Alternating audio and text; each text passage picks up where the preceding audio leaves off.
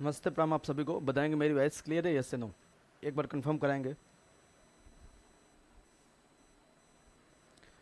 Confirm कराएंगे मेरी voice clear है कि नहीं?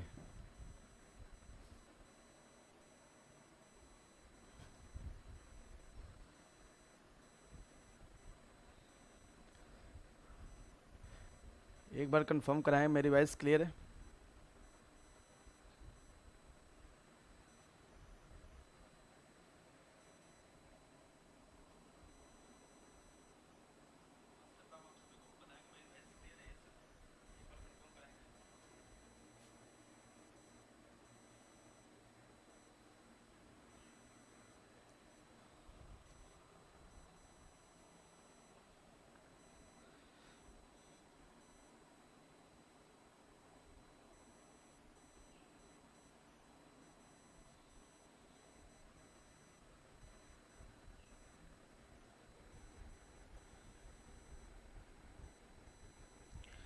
क्लियर है। चलिए हम लोग सेशन स्टार्ट करते हैं। और सेशन में ध्यान रखिएगा, पढ़ेंगे हम लोग मॉडल पेपर। मॉडल पेपर ये फर्स्ट है। इस बैच में टोटली आपको 25 मॉडल पेपर कराए जाएंगे। ठीक है, इसमें टोटली 25 मॉडल पेपर होंगे। और वो मॉडल पेपर ध्यान रखिएगा, ये पुस्तक राकेश गोस्वामी की पुस्तक पुस्तक है, उसी पुस्तक का हम कराएंगे। इसी पुस्तक का हम कराएंगे 25 मॉडल पेपर। कोशिश ये रहे कि मॉडल पेपर आपको हम दे दें, अपलोड कर दें, उसको आप डाउनलोड कर लीजिएगा फाइल में भी। ठीक है, उसको फाइल में डाउनलोड करके पुनः आप क्या करेंगे, उसको हल भी कर सकते हैं। ठीक है, हम फाइल में ऐसे अपलोड कर देंगे कि आप पुनः उसे डाउनलोड भी कर सकते हैं। इसमें देखिएगा, ये लाइव क्लास से रिकॉर्डेड भी रहेगी। अथेंटिक बुक तो है, डाउट सेशन भी है। क्लास की वैलिडिटी 1 साल। हम पढ़ाएंगे भले 25 दिन 30 दिन, इसमें 25 मॉडल पेपर, लेकिन इसको आप 1 साल तक देख सकते हैं। पीडीएफ आपको अवेलेबल है, यानी आपको उपलब्ध पीडीएफ होगी, जिसके माध्यम से आप उसे फोटो कॉपी करा के पुनः इसको हल कर देंगे। ठीक है, यहाँ से मैच कर दीजिएगा। डेली एक मॉडल पेपर है। कोशिश ये रहेगी किसी दिन टाइम मिले तो एक्स्ट्रा भी मॉडल पेपर हम करा दें।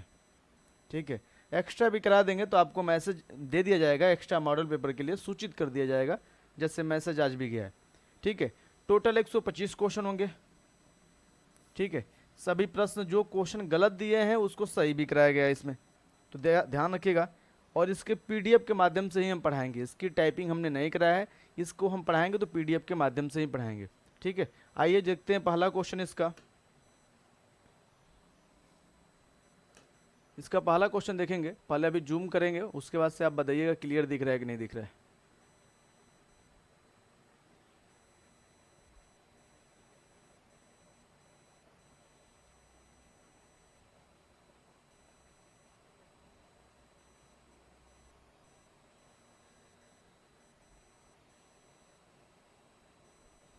ठीक है, इसमें बताएंगे क्लियर दिख रहा है आप लोगों को, एक बार कंफर्म कराएंगे। किसी को डाउट हो तो बता सकता है। क्लियर दिख रहा है कि नहीं, एक बार कंफर्म करा दीजिए आप लोग।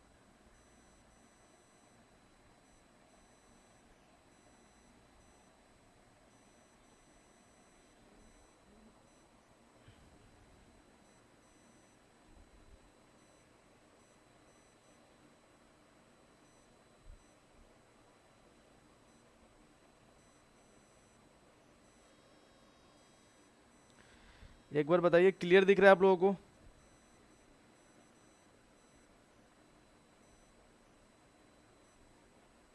क्वालिटी थोड़ी चेंज कर देंगे अपनी, क्लियर हो जाएगा ये। क्वालिटी चेंज कर दीजिएगा, क्लियर हो जाएगा। मीडियम में भी अच्छा दिख रहा है। ठीक है, मीडियम में भी अच्छा दिख रहा है। पीडीएफ है ये, ध्यान रखिएगा। लाइट है, लाइट नहीं है, दिख तो रहा है, मेरे फ़ोन में भी तो दिख रहा है।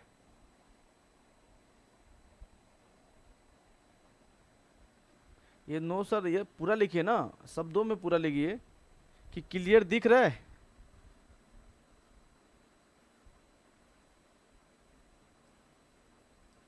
बताइए क्लियर दिख रहा है। बिल्कुल, मेरे फ़ोन में भी तो दिख रहा है।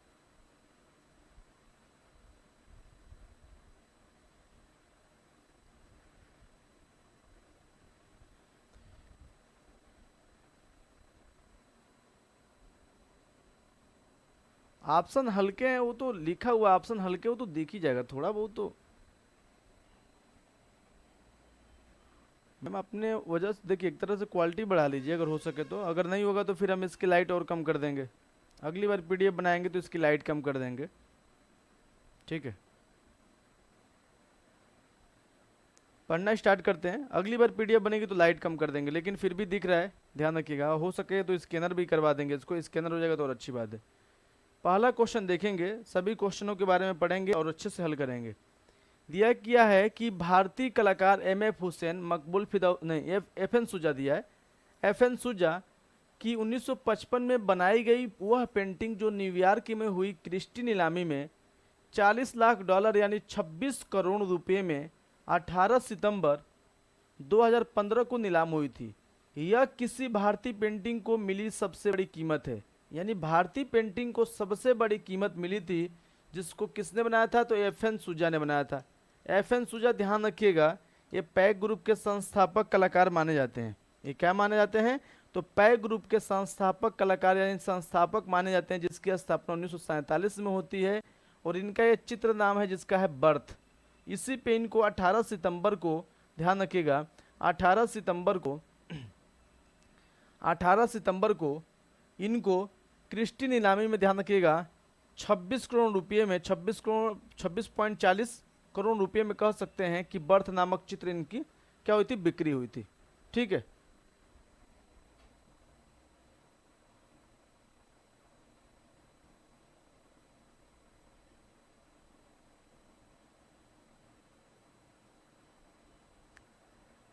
चलो ठीक है, ऑप्शन हल्के दिख रहे केवल ना, तो वो अगली बार इसकी लाइट जो है ना, पीडीएफ की लाइट हम कम कर देंगे, बिल्कुल सही हो जाएगा, परेशान मत हो। इसमें हम बोल देंगे सभी ऑप्शन को देख लीजिएगा, थोड़ी क्वालिटी बढ़ा लीजिए, सही हो जाएगा, ठीक। तो ऑप्शन थोड़ा ये पीडीएफ लाइट हो गया, ध्यान रखना, ये पीडीएफ लाइट हो गया, अगली बार हम पीडीएफ इसकी सही करा देंगे, ठीक। अब देखिए पै ग्रुप की एफ एन सुजा के बारे में बात करते हैं। तो एफ एन सुजा का एक चित्र है जो खजुराहो की मूर्ति शिल्प से प्रेरित होकर इन्होंने बनाया था। उस चित्र का नाम है प्रणय। क्या नाम है? तो प्रणय उस चित्र का नाम है। अरे क्या लिख दिया मैंने, उस चित्र का नाम है प्रणय, ध्यान रखिएगा। फिर दिया अगला क्वेश्चन कि कार्टूनिस्ट किरदार, ध्यान रखिएगा, कार्टूनिस्ट किरदार कॉमन मैन की वर्ष 1951 में रचना करने वाले कार्टूनिस्ट कौन है? कॉमन मैन की रचना किसने किया था? दिया है कि आर के लक्ष्मण, मारिया मिरांडा, दीपांकर गुप्ता या राजेंद्र घोड़पकड़। किसका नाम आता है? कार्टूनिस्ट किरदार किसने निभाया था? तो कार्टूनिस्ट आपके कौन आते हैं? तो ध्यान रखिएगा, तो कार्टूनिस्ट के तौर के आपके नाम आते हैं आर के लक्ष्मण। यानी आर के लक्ष्मण क्या है? तो कार्टूनिस्ट कलाकार हैं, और इनकी रचना 1951 में एक रचना कार्टूनिस्ट हुई थी जिसका नाम है कॉमन मैन। यानी ऑप्शन नंबर आपका ए हो जाएगा। अगला दिया है कि वुड ब्लॉक का आविष्कार कब हुआ था? वुड ब्लॉक यानी लकड़ी के ब्लॉक कब बनाए गए थे?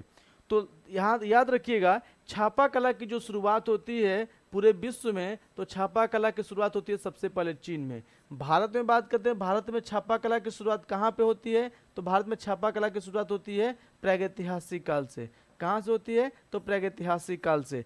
अब सबसे पहले लकड़ी के ही ब्लॉक बना के छापाकारी किया गया था, कहाँ पर? चीन में। तो सबसे पहले लकड़ी के ब्लॉक बनाए गए थे, लकड़ी के बाद सबसे उसके बाद से रबड़ के, लकड़ी के ब्लॉक को हम वुड कट बोलते हैं, रबड़ शीट को हम लिनो कट बोलते हैं, ध्यान रखिएगा।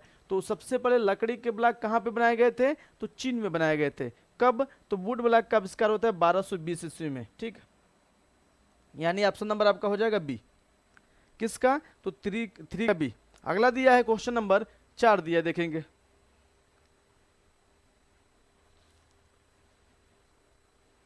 क्वेश्चन नंबर 4 दिया, देखेंगे कि दिया है 4 नंबर क्वेश्चन देखेंगे। दिया है कि ग्लास ऑफ अबसिंस कृति किसकी है? ग्लास ऑफ अबसिंस कृति किसकी है? हेनरी मून, ठीक है, मेरिनो मारिनी, पाल्बो पिकासो, किसका नाम आता है? तो ये ग्लास ऑफ अबसिंस कृति नामक जो चित्र है वो है पाल्बो पिकासो का। पाल्बो पिकासो, ध्यान रखिएगा, ये घनवाद के जन्मदाता माने जाते हैं। घनवाद का प्रथम इनका चित्र क्या है? तो घनवाद का इनका प्रमुख चित्र है आवेन्यू की स्त्रियां। कौन सा है? तो आवेन्यू की स्त्रियां हैं। आवेन्यू की स्त्रियां इनका प्रथम क्या है भाई? घनवाद चित्र है। और इन्होंने कोलाज माध्यम में भी कार्य किया था, लेकिन कोलाज पद्धति की जो बात करते हैं जन्मदाता आपके ब्राक हो जाएंगे। और कोलाज पद्धति में सबसे पहला चित्र किसने बनाया था, तो आपका नाम आता है किसका, तो पाब्लो पिकासो का, यानी ऑप्शन नंबर डी, 4 का हो जाएगा डी। क्वेश्चन नंबर देखेंगे 5, आर एस बिष्ट किस कला महाविद्यालय के प्रधानाचार्य थे। तो आर एस जो बिष्ट है ये किस कला महाविद्यालय के प्रिंसिपल थे। देखिए इस तरह व्हाइट पेज पे जब आप कर रहे हैं तो आपको डाउटफुल ज़्यादा होगा, इसका हम पीडीएफ जब भेजेंगे तो पीडीएफ अगर आप निकलवा के करेंगे तो उसमें भी डाउट आपको ज़्यादा होगा। इसका वजह हम बताएंगे लास्ट में, जुड़े रहिएगा। देखिए आर एस बिष्ट किस कला महाविद्यालय से जुड़े हैं, लखनऊ से, जे स्कूल ऑफ आर्ट से, बंबई से, इनमें से कोई नहीं, बताएंगे किस कला विद्यालय से जुड़े हैं। आर एस बिष्ट का संबंध किससे है, तो आर एस बिष्ट का संबंध आपका है लखनऊ कला विद्यालय से, और इसकी स्थापना होती है 1911 में। लखनऊ कला विद्यालय की स्थापना 1911 में, और इसके प्रथम प्रिंसिपल जो बनते हैं बालक, वो आप बनते हैं कौन, तो नेथेलियन हर्ड बनते हैं प्रथम प्रिंसिपल। और लखनऊ कला विद्यालय के सबसे पहले भारतीय प्रिंसिपल 1925 में बनते हैं, जिसका नाम है असित कुमार हलदार। क्या नाम आता है, तो असित कुमार हलदार का नाम आता है, ध्यान रखिएगा। और इसमें लखनऊ कला विद्यालय में सूर्य के नाम से संबोधित किए जाते हैं, सूर्य कलाकार कहे जाते हैं, वो कहे जाते हैं सुधीर रंजन खासगीर, क्योंकि सुधीर रंजन खासगीर में लखनऊ कला विद्यालय में चहुमुखी विकास हुआ था। जे स्कूल ऑफ आर्ट मुंबई की बात करते हैं तो इसकी स्थापना 1857 में होती है। ठीक है, इस तरह भी लिख लेंगे, बम्बई आर्ट स्कूल वहीं है सेम, कोई दिक्कत नहीं, यानी ऑप्शन नंबर आपका ए सही हो जाएगा। अगला क्वेश्चन दिया है, किसी भी वस्तु अथवा आकृति का माप स्वतंत्र रूप कहलाता है। कल हमने बताया था आपके ग्रुप में, जो टॉपिक वाइज हम बता रहे थे, माप के संबंध में क्वेश्चन हमने दिया था, किसी भी वस्तु में दूरी, लंबाई, गहराई, ऊंचाई दिया है तो उसकी माप हम कैसे करते हैं, तो प्रमाण के माध्यम से करते हैं। प्रमाण किस में आता है बालक, तो ध्यान रखिएगा, ये षडांक का अंग है। किसका है, षडांक का अंग है। षडांक के अंग कुल कितने हैं, तो 6 अंग है। एक श्लोक मिलता है कामसूत्र की टीका जय मंगला में, रूप भेद प्रमाण भावलावड़ योजनम सादृश्य वरिका भंग इति चित्र षडांकम। तो रूप भेद यानी किसी रूप की भिन्नता करेंगे तो उसकी माप भी करेंगे, यानी प्रमाण है, उसके बाद से उसके भाव को देखेंगे। रूप भेद प्रमाण भावलावड़ योजनम यानी उसके वायु सौंदर्य को देखेंगे, फिर उसके सादृश्य यानी आकृति में समानता को देखेंगे, उसके बाद से हम इसके बारे में नाना प्रकार के रंगों को देखेंगे। यही उल्लेख मिलता है षडांग में। तो किसी भी वस्तु अथवा आकृति का माप स्वतंत्र क्या कहलाता है, प्रमाण कहलाता है। दिया क्या, अनुपात, सेम वही है लेकिन प्रमाण अनुपात में दोनों देता है, तो सबसे पहले आप प्रमाण को लगाइएगा। ठीक है, दिया है कि प्रागैतिहासिक भारतीय चित्रकला किस सतह पर बनाई गई है। जो भारतीय प्रागैतिहासिक चित्रकला है, अध्ययन की दृष्टि से भारत के इतिहास को 3 भागों में बांटा जाता है, प्रागैतिहासिक काल, आद्य ऐतिहासिक काल और ऐतिहासिक काल। उसमें पूछा है कि प्रागैतिहासिक चित्रकला किस सतह पर बनाई गई है। लकड़ी के पट्टों पर दिया है, नहीं बालक, लकड़ी के पट्टों पर हम यहाँ पे चित्रकारी बिल्कुल अभी नहीं करेंगे। दिया कि वृक्ष की छालों पर अभी नहीं करेंगे। दिया कि ताड़ पत्रों पर नहीं करेंगे। चट्टानों पर, हाँ चट्टानों पर करेंगे। चट्टान कह दे, सेल कह दे, पत्थर कह दे तो हम उस पर इसकी चित्रकारी कराएंगे, लेकिन हम इसके ताड़पत्र पे नहीं। ताड़पत्र पे जो चित्रकारी मिलता है वो पाल शैली में मिलता है। अब यहाँ पे वृक्ष की छालों पर भी पाल शैली में आ जाना कोई दिक्कत नहीं है। यहाँ पे लकड़ी के चट्टानों पर पाल शैली भी याद रखना कोई दिक्कत नहीं है। लेकिन भारतीय प्रागैतिहासिक भारतीय चित्रकला की जो सतह है वो चट्टानों पर बनाई गई है। किस पे बनाई गई है, चट्टानों पे बनाई गई, यानी 7 का आप डी लगाइएगा। ठीक है, क्या लगाना का, 7 का डी। उल्टा सीधा तो नहीं बता रहे ना, हाँ 7 का डी होगा। क्वेश्चन का आंसर आपको आ रहा है तो तुरंत देते रहिए, बाकी हम सबको एक्सप्लेन करेंगे। 8 नंबर क्वेश्चन दिया है, देखेंगे कि भारत का सबसे पुराना, एक एक पॉइंट को बस पढ़िएगा, तथा बड़ा संग्रहालय कौन सा है जिसकी स्थापना डॉक्टर नाथलिन वालिक ने सन 1914 ईस्वी में किया था। तो पहला दिया है कि राष्ट्रीय संग्रहालय नई दिल्ली। भाई राष्ट्रीय संग्रहालय नई दिल्ली की स्थापना होती है 1949 में, ये तो सबको पता है, ये तो बिल्कुल नहीं होगा, इसको सबको पता है। उसके बाद से दूसरा विकल्प देखते हैं कि दूसरा विकल्प कौन सा है बालक। दूसरा विकल्प यहाँ पे दिया है,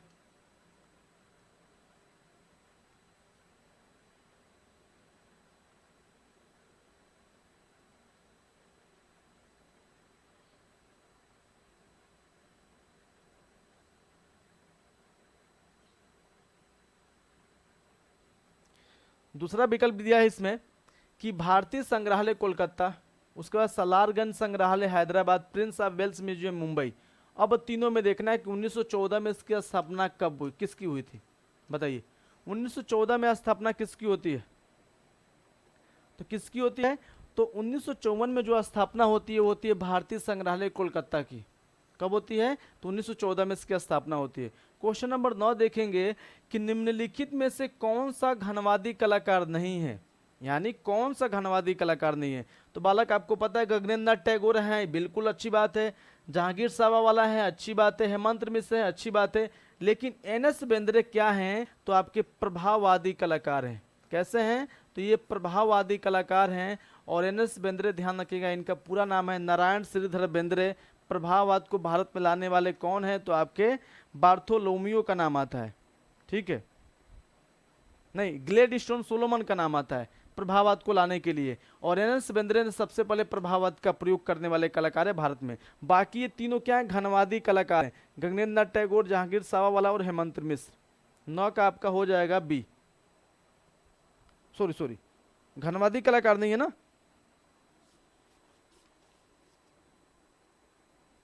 नहीं, 9 का डी होगा, एन.एस. बेंद्रे हैं, 9 का डी होगा, सॉरी, बी नहीं, 9 का डी भाई।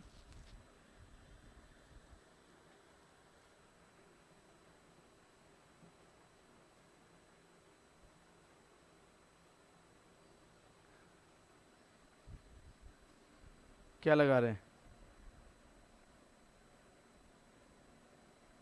डी नहीं, बी याद रखिएगा, सही, गलत इसमें दे दिया है, बी ही याद रखिएगा आपको। एन.एस. बेंद्रे, थोड़ा मिस्टेक हो गया हमसे भी। अगला क्वेश्चन दिया कि बादामी की गुफा का खोज, ध्यान रखिएगा, बादामी की गुफा की खोज का श्रेय स्टेला कैम्ब्रिज है और उन्होंने इन चित्रों को किससे संबंधित बताया है।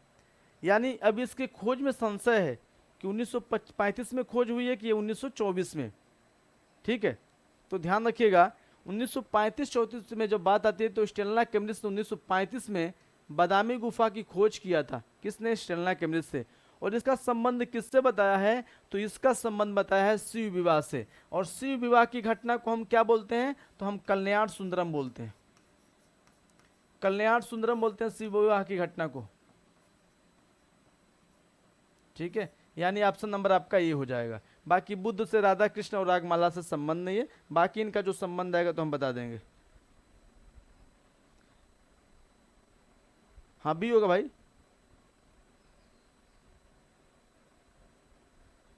बी याद रखो, बी, 9 का बी ध्यान रखना, ठीक है।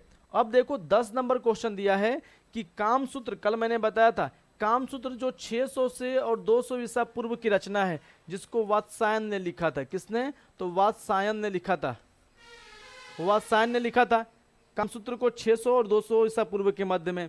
इसकी टीका हुई थी 11वीं शताब्दी में, 11वीं शताब्दी में इसका टीका हुआ था। और टीका करने वाले जो कलाकार हैं आपके हो जाएंगे यशोधर पंडित। कौन हो जाएंगे, तो यशोधर पंडित हो जाएंगे, ध्यान रखिएगा। आई बात समझ में।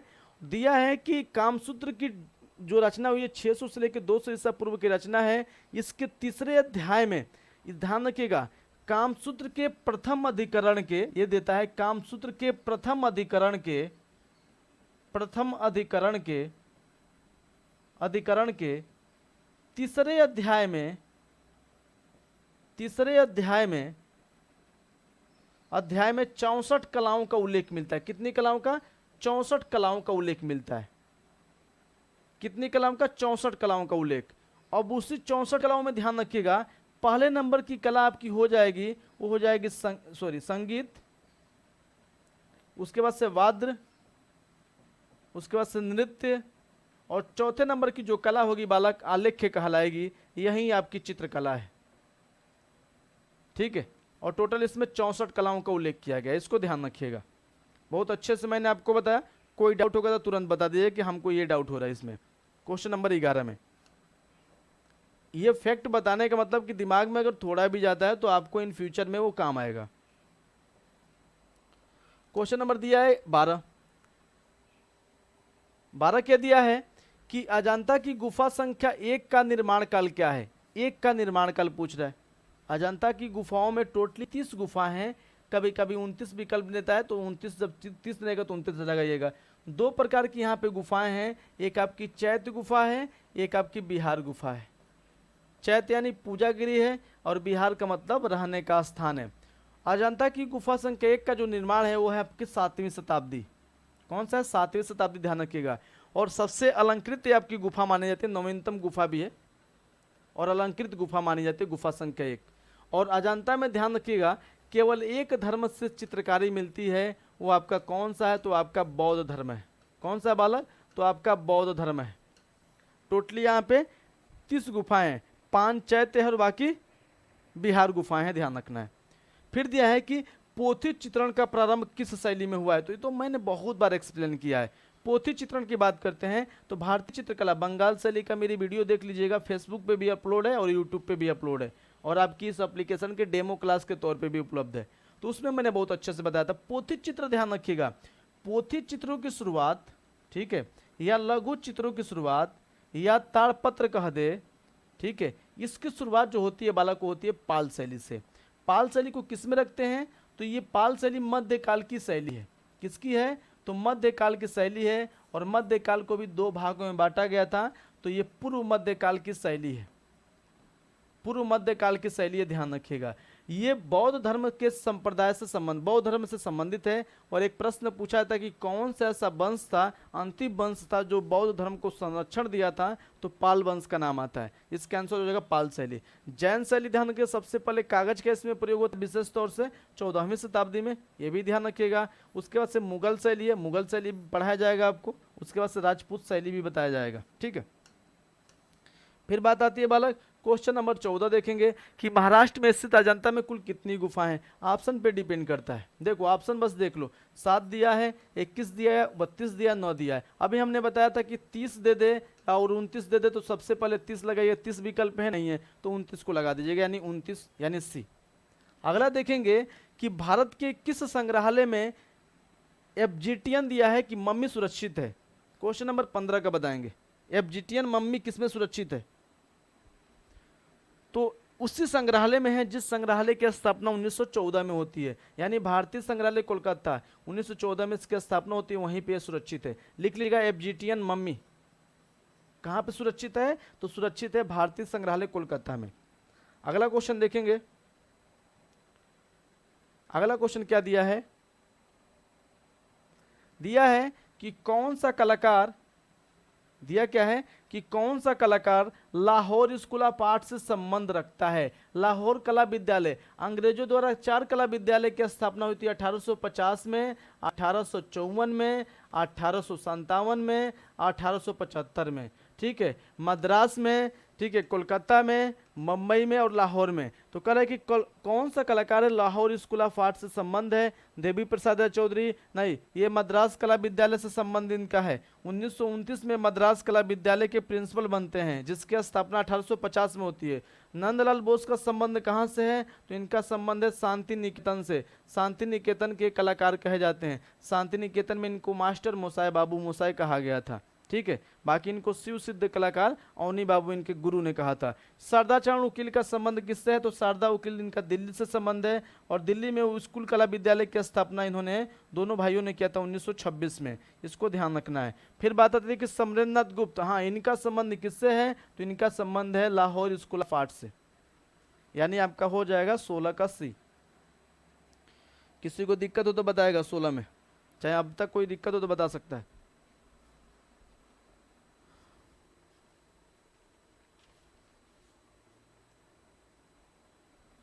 ठीक है, अगला क्वेश्चन देखेंगे, दिया क्या है? समझाने में कोई दिक्कत हो तो बताइएगा, हम खूब आराम से पढ़ा रहे हैं, कोई टेंशन नहीं है, कोई जल्दी नहीं है। निम्नलिखित में से बम्बई ग्रुप के कलाकार नहीं है। तो बम्बई ग्रुप के कलाकार में बेंद्रे हैबर का नाम आता है, और अच्छी बात है भाई। अब इसको देखेंगे दूसरा ऑप्शन में क्या दिया है, और उसमें दिया है सैलोज मुखर्जी का नाम, लेकिन जॉर्ज ग्रिट का संबंध नहीं है, ध्यान रखिएगा। ऑप्शन नंबर आपका डी हो जाएगा, 17 का 17 का डी याद रखिएगा। 18 नंबर क्वेश्चन देखेंगे, दिया है कि मीर सैयद अली किसके दरबार का मुख्य चित्रकार था? हमने कहा था कि पूछता रहता है ऐसे प्रश्नों को, ऐसे प्रश्नों को याद रखिएगा, ठीक है। प्रॉब्लम जब होगी बता दीजिएगा। देखने की बात है तो कल पीडीएफ हम हो सकता है तो स्कैन कर लें तो अच्छी बात है, स्कैन नहीं होगा तो फिर हम इसको थोड़ा लाइट कम कर देंगे, लेकिन अब सही हो गया होगा जहाँ तक उम्मीद है। अब तो क्लियर दिख रहा है, हाँ अब तो बिल्कुल क्लियर दिख रहा है बालक, ठीक है वो क्लियर हो जाएगा, कोई दिक्कत नहीं। तो मीर सैयद अली किसके दरबार का मुख्य चित्रकार था?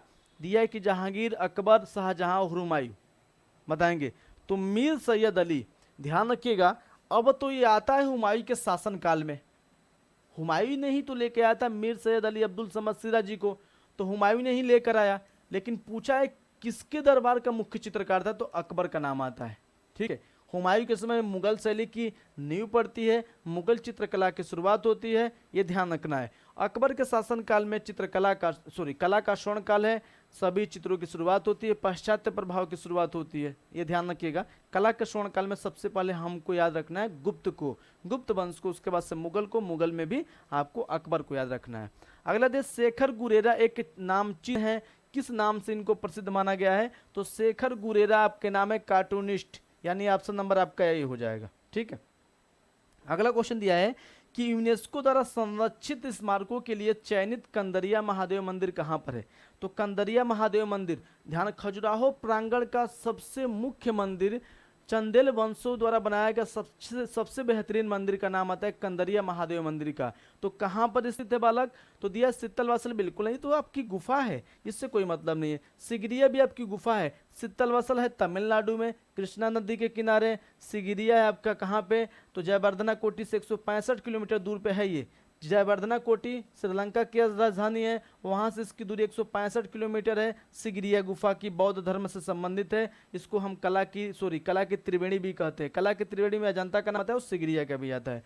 जोगीमारा गुफा भारत में सबसे प्राचीन भित्ति चित्रों के साक्ष्य मिलते हैं। इसका समय 300 BC है, ध्यान रखिएगा, ठीक है, वैदिक काल से संबंध है। लेकिन खजुराहो एक स्थल है, वहीं पर देखा जाए तो चंदेल वंशों द्वारा एक कंदरिया महादेव मंदिर को बनाया गया था मध्यकाल की कला में, ठीक है, यानी आपका 20 का डी हो जाएगा, ध्यान रखिएगा।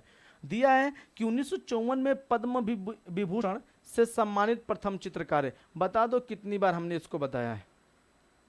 ये तो हमारा नहीं होता, जब भी कोई प्रश्न आता है तो हम इसको बताते हैं, इसको बताने की बात नहीं, बस इसको हम लगा देंगे 1954 में नंदलाल बसु को। कितनी बार हमने बताया, देखो पूछ भी दिया है।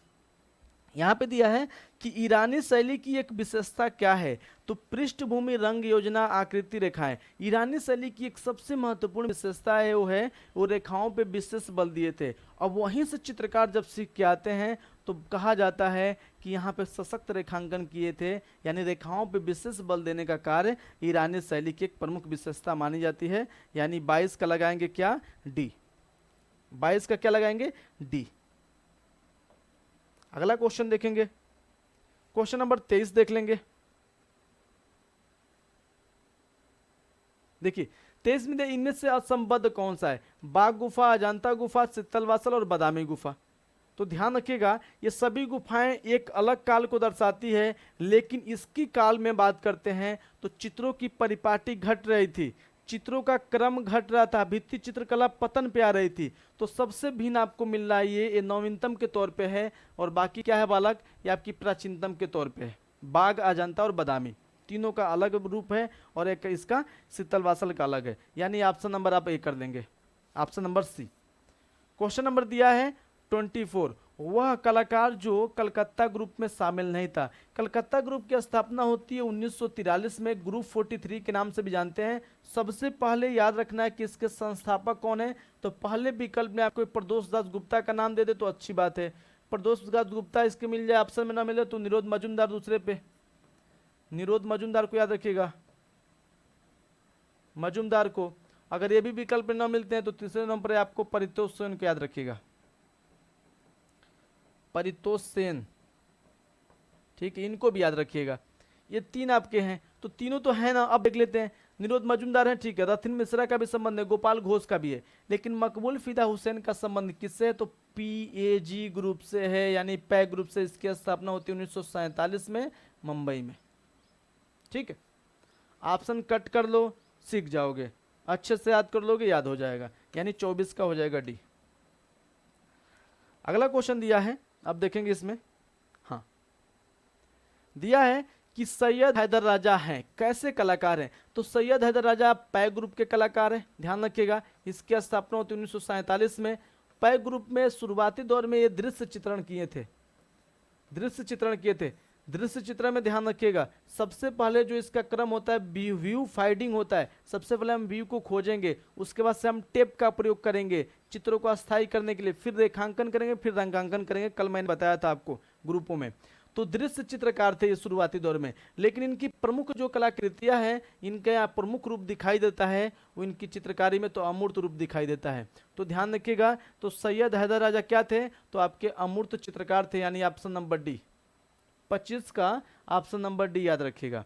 25 के बाद दिया है क्वेश्चन नंबर 26 कि ज्योतिन्द्र मणिशंकर भट्ट किस विद्या में सिद्धस्थ कलाकार थे। ज्योतिन्द्र मणिशंकर भट्ट, ध्यान रखिएगा, ये किससे संबंधित है, तो चित्रकला, मूर्तिकला, ये पुरुष कलाकार है, ध्यान रखिए। प्रिंट मेकिंग या वास्तुकला, तो इनका संबंध आता है किससे, प्रिंट मेकिंग से, किससे, प्रिंट मेकिंग से। फिर बात आती है कि चित्रकला की शुरुआत भारत में नवपाषाण काल से होती है, कहाँ से, तो नवपाषाण काल से। मूर्तिकला की शुरुआत इंडस वैली सिविलाइजेशन से, यानी सिंधु घाटी सभ्यता से इसकी शुरुआत होती है, ठीक है। उसके बाद से वास्तुकला की भी शुरुआत इंडस वैली सिविलाइजेशन से होती है, इसको ध्यान रखिएगा। फिर बात करते हैं कि मोने के किस चित्र के आधार पर प्रभाववाद का नाम पड़ता है। मोने की बात कर रहा है, मोने और माने दोनों में कंफ्यूजन है। तो मोने के किस चित्र पर, तो सूर्योदय के प्रभाव के माध्यम से प्रभाववाद का नाम पड़ता है, ठीक है। किससे, तो सूर्योदय के प्रभाव से, यानी ऑप्शन नंबर आपका सी हो जाएगा। अगला क्वेश्चन दिया कि भारतीय कलाकारों में किस पर प्रभाववाद का प्रभाव है। तो भारतीय कलाकारों में रवि वर्मा पे बिल्कुल नहीं, राम किंकर बैच पे बिल्कुल नहीं, ठीक है। अभिव्यंजनावाद से संबंध है। रविन्द्रनाथ टैगोर तो ठीक है आधुनिक अमूर्त चित्रकार हैं, रवि वर्मा के बारे में हटा देंगे, यथार्थवाद का अंकन मिलता है उनका। रणबीर सिंह बिष्ट पर देखा है तो प्रभाववाद का रूप दिखाई देता है। बस थोड़ा कट करना सीखो, एक विकल्प पे कट कर लोगे तो दूसरा आपको ऑटोमेटिक मिल जाएगा। रविन्द्रनाथ टैगोर कैसे हो जाएंगे, ये आधुनिक अमूर्त कलाकार है, सबको पता है, ठीक है। यानी ऑप्शन नंबर 28 का हो जाएगा डी। अगला क्वेश्चन देखेंगे, 28 के बाद देखेंगे, ये कहाँ गया, 29 को देखेंगे। भाई जब समझ में नहीं आए तो बताते रहो, एक बार कमेंट कर दो समझ में आ रहा, जितना हमने बता दिया, जितना हमने बताया समझ में आया बता दो, ठीक है। अगला क्वेश्चन दिया है कि कृष्ण खन्ना ने चित्रकला में किस शैली का प्रभाव दिखाई देता है। कृष्ण खन्ना के चित्रकला पे, तो कृष्ण खन्ना के चित्रकला पे दिखाई देता है दक्षिणी शैली का प्रभाव। किसका दिखाई देता है, तो दक्षिणी शैली का प्रभाव दिखाई देता है कृष्ण खन्ना के शैली पे। अपभ्रंश शैली यानी जैन शैली का ही नाम है। राजस्थानी राजपूत चित्रकला का नाम है। 16वीं शताब्दी से लेके 19वीं शताब्दी के मध्य इसका समय काल है। मुगल की बात करते हैं तो 16वीं से लेके भी 19वीं तक चलती रहती है मुगल शैली, मुगल चित्रकला की बात करते हैं, ठीक है। यानी इसका ऑप्शन नंबर आपका डी हो जाएगा 29 का। हेल क्षेत्र की पाषाण कला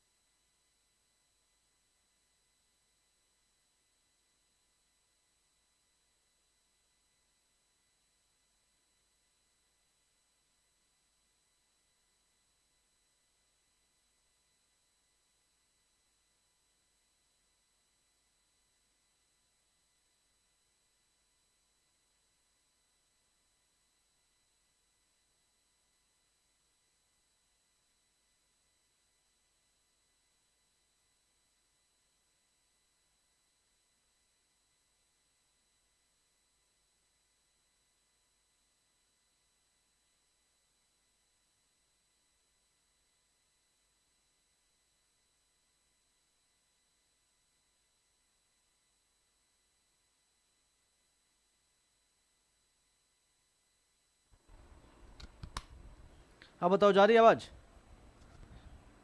आवाज जा रही है, बताओ। माइक की बैटरी खत्म हो गई थी। अब बताओ, आवाज जा रही है?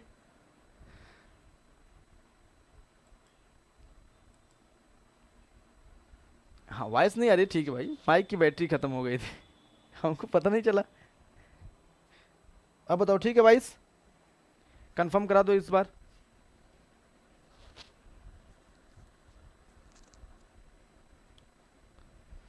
वॉइस क्लियर है?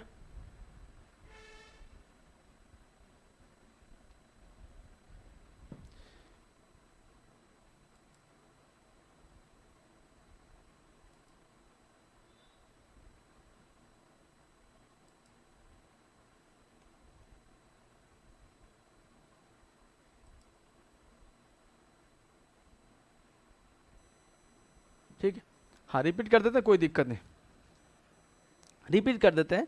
यानी जे स्कूल ऑफ आर्ट मुंबई में 1946 में पहले भारतीय निर्देशक के रूप में किसकी नियुक्ति की गई थी? तो sir J school of art Mumbai के बारे में बात कर रहे हैं। तो इसमें देखो, सबसे पहले भारतीय की बात कर दिया है, तो भारतीय के तौर पे अब कोई अंग्रेजी वाले हैं तो इनको हटा देंगे। समरेंद्रनाथ गुप्त का संबंध कहाँ से था? तो लाहौर कला विद्यालय से, लाहौर कला विद्यालय से। अब बच्चे कौन आपके? एक ही बच्चे, वासुदेव आदुरकर बरते हैं। तो ऑप्शन नंबर आपका बी सही कर देना है। ऐसे आप इसको कट करना।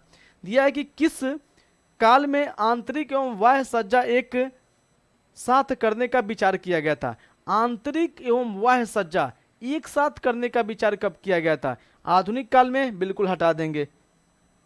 रोमनस्क कला में, वंजनटाइन कला में, या फिर गोथिक कला में? Question number 34। तो इसका क्या हो जाएगा? तो गोथिक कला में, नुकीले मेहराब वाले गोथिक कला में। रंगीन कांच की खिड़कियां बाहर से भी देखेंगे और अंदर से भी देखेंगे, इसको ध्यान रखना है। रंगीन कांच की खिड़कियां सबसे प्रमुख तौर पे कहाँ है? गोथिक कला में। जब प्रमुख में होगा तो किस काल में आंतरिक एवं बाह्य सज्जा एक साथ करने का विचार किया? तो गोथिक कला में। रंगीन कांच के टुकड़े का प्रयोग अस्तित्व में जो आता है, रंगीन कांच की खिड़कियां अस्तित्व में वंजनटाइन कला में, लेकिन प्रमुख तौर से किसमें? गोथिक में। तो इसका आंसर क्या हो जाएगा? गोथिक, यानी ऑप्शन नंबर डी। अगला दिया क्वेश्चन कि कौन से कलाकार में कुछ कार्य अधूरा छोड़ दिया था? बहुत अच्छी गलत बात है, यानी बेचारे डेथ हो गई थी, बहुत कलाकृतियां थी, बीच में डेथ हो गई। तो दिया है कि कौन से कलाकारों ने कुछ महान कार्यों को अधूरा छोड़ दिया था? तो एक ही काल के कलाकार हैं, हाई रिनेंसा काल के कलाकार हैं, जिनका नाम आता है लियोनार्डो दा विंची और माइकल एंजेलो। ये विंची क्या है? तो हाई रिनेंसा काल के प्रमुख रूप से चित्रकार हैं। और ध्यान रखिएगा, ये माइकल एंजेलो क्या है? तो प्रमुख रूप से मूर्तिकार है, प्रमुख रूप से मूर्तिकार है, ध्यान रखिएगा। अब देखते हैं 35 का आपका ये हो जाएगा। 36 नंबर क्वेश्चन देखेंगे कि 1875 ईस्वी में स्थापित Mayo school of art and craft Lahore के प्रथम प्रधानाचार्य कौन बने थे? यानी किसके लाहौर कला विद्यालय की स्थापना दे दिया है, कौन बने थे? तो देख लेंगे, जटाशंकर जोशी, बिल्कुल हटा देंगे। जटाशंकर जोशी नहीं भाई, इस समय के शासनकाल में केवल अंग्रेजों का राज्य था, केवल अंग्रेज थे, इसको थोड़ा ध्यान रखना है। अब ऑप्शन देख लो, लॉर्ड वुड किपलिंग, ठीक है, बिलिपम जो जैरी, इसका तो हमने कभी नाम ही नहीं सुना है आज तक, कभी नाम नहीं सुना, हटा दो। नाम किसका सुना है? एच लॉक का सुना है, लॉर्ड वुड किपलिंग का सुना है, लेकिन इन दोनों में अंग्रेजों का विश्वसनीय कौन था? ये बहुत मायने रखता है। इन दोनों में अंग्रेजों का विश्वसनीय कौन था? तो नाम पहले आता है लॉर्ड वुड किपलिंग का, यानी ऑप्शन नंबर आपका ये हो जाएगा, यानी 36 का ए लगाइएगा।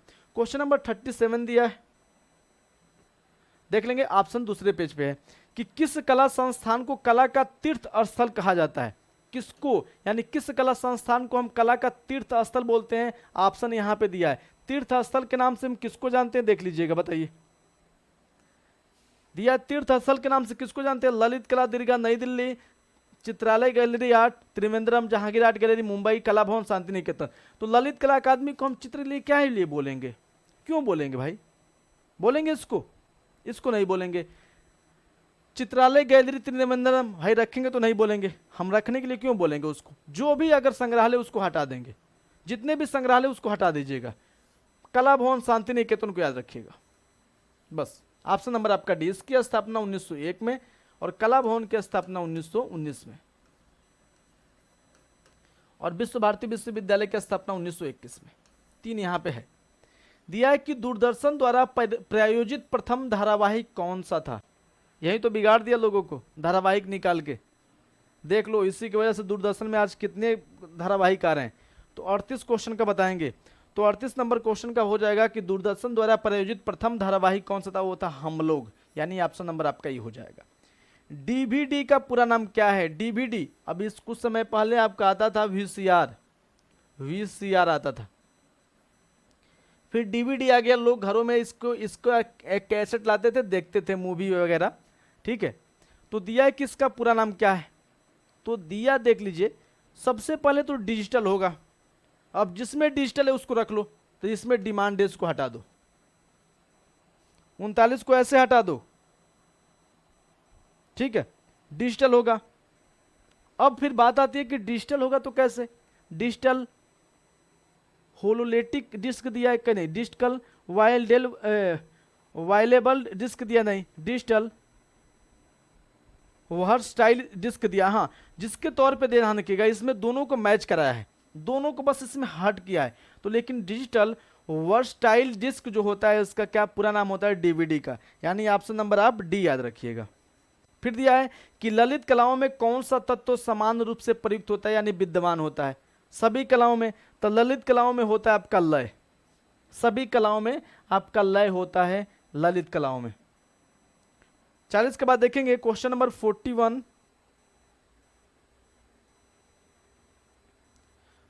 41 क्या दिया है कि भारत में लौह युग कब प्रारंभ होता है। लौह युग, भारत में लौह युग कब प्रारंभ होता है, 11वीं शताब्दी ईसा पूर्व। लोहे का युग कब आता है, लोहे का युग बता दो बालक। लोहे का प्रयोग सबसे पहली बार कब किया गया था। लौह युग ध्यान रखिएगा।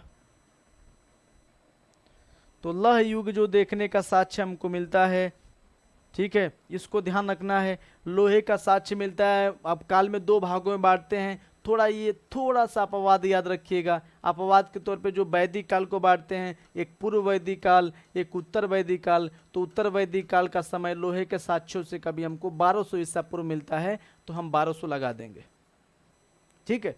तो भारत में लौह ईसा पूर्व ध्यान रखिएगा, बीसी बिफोर क्राइस्ट कामन, ठीक है, बिफोर कामन ईरा का नाम आता है, यानी ऑप्शन नंबर आपका क्या हो जाएगा, ऑप्शन नंबर आपका बी हो जाएगा।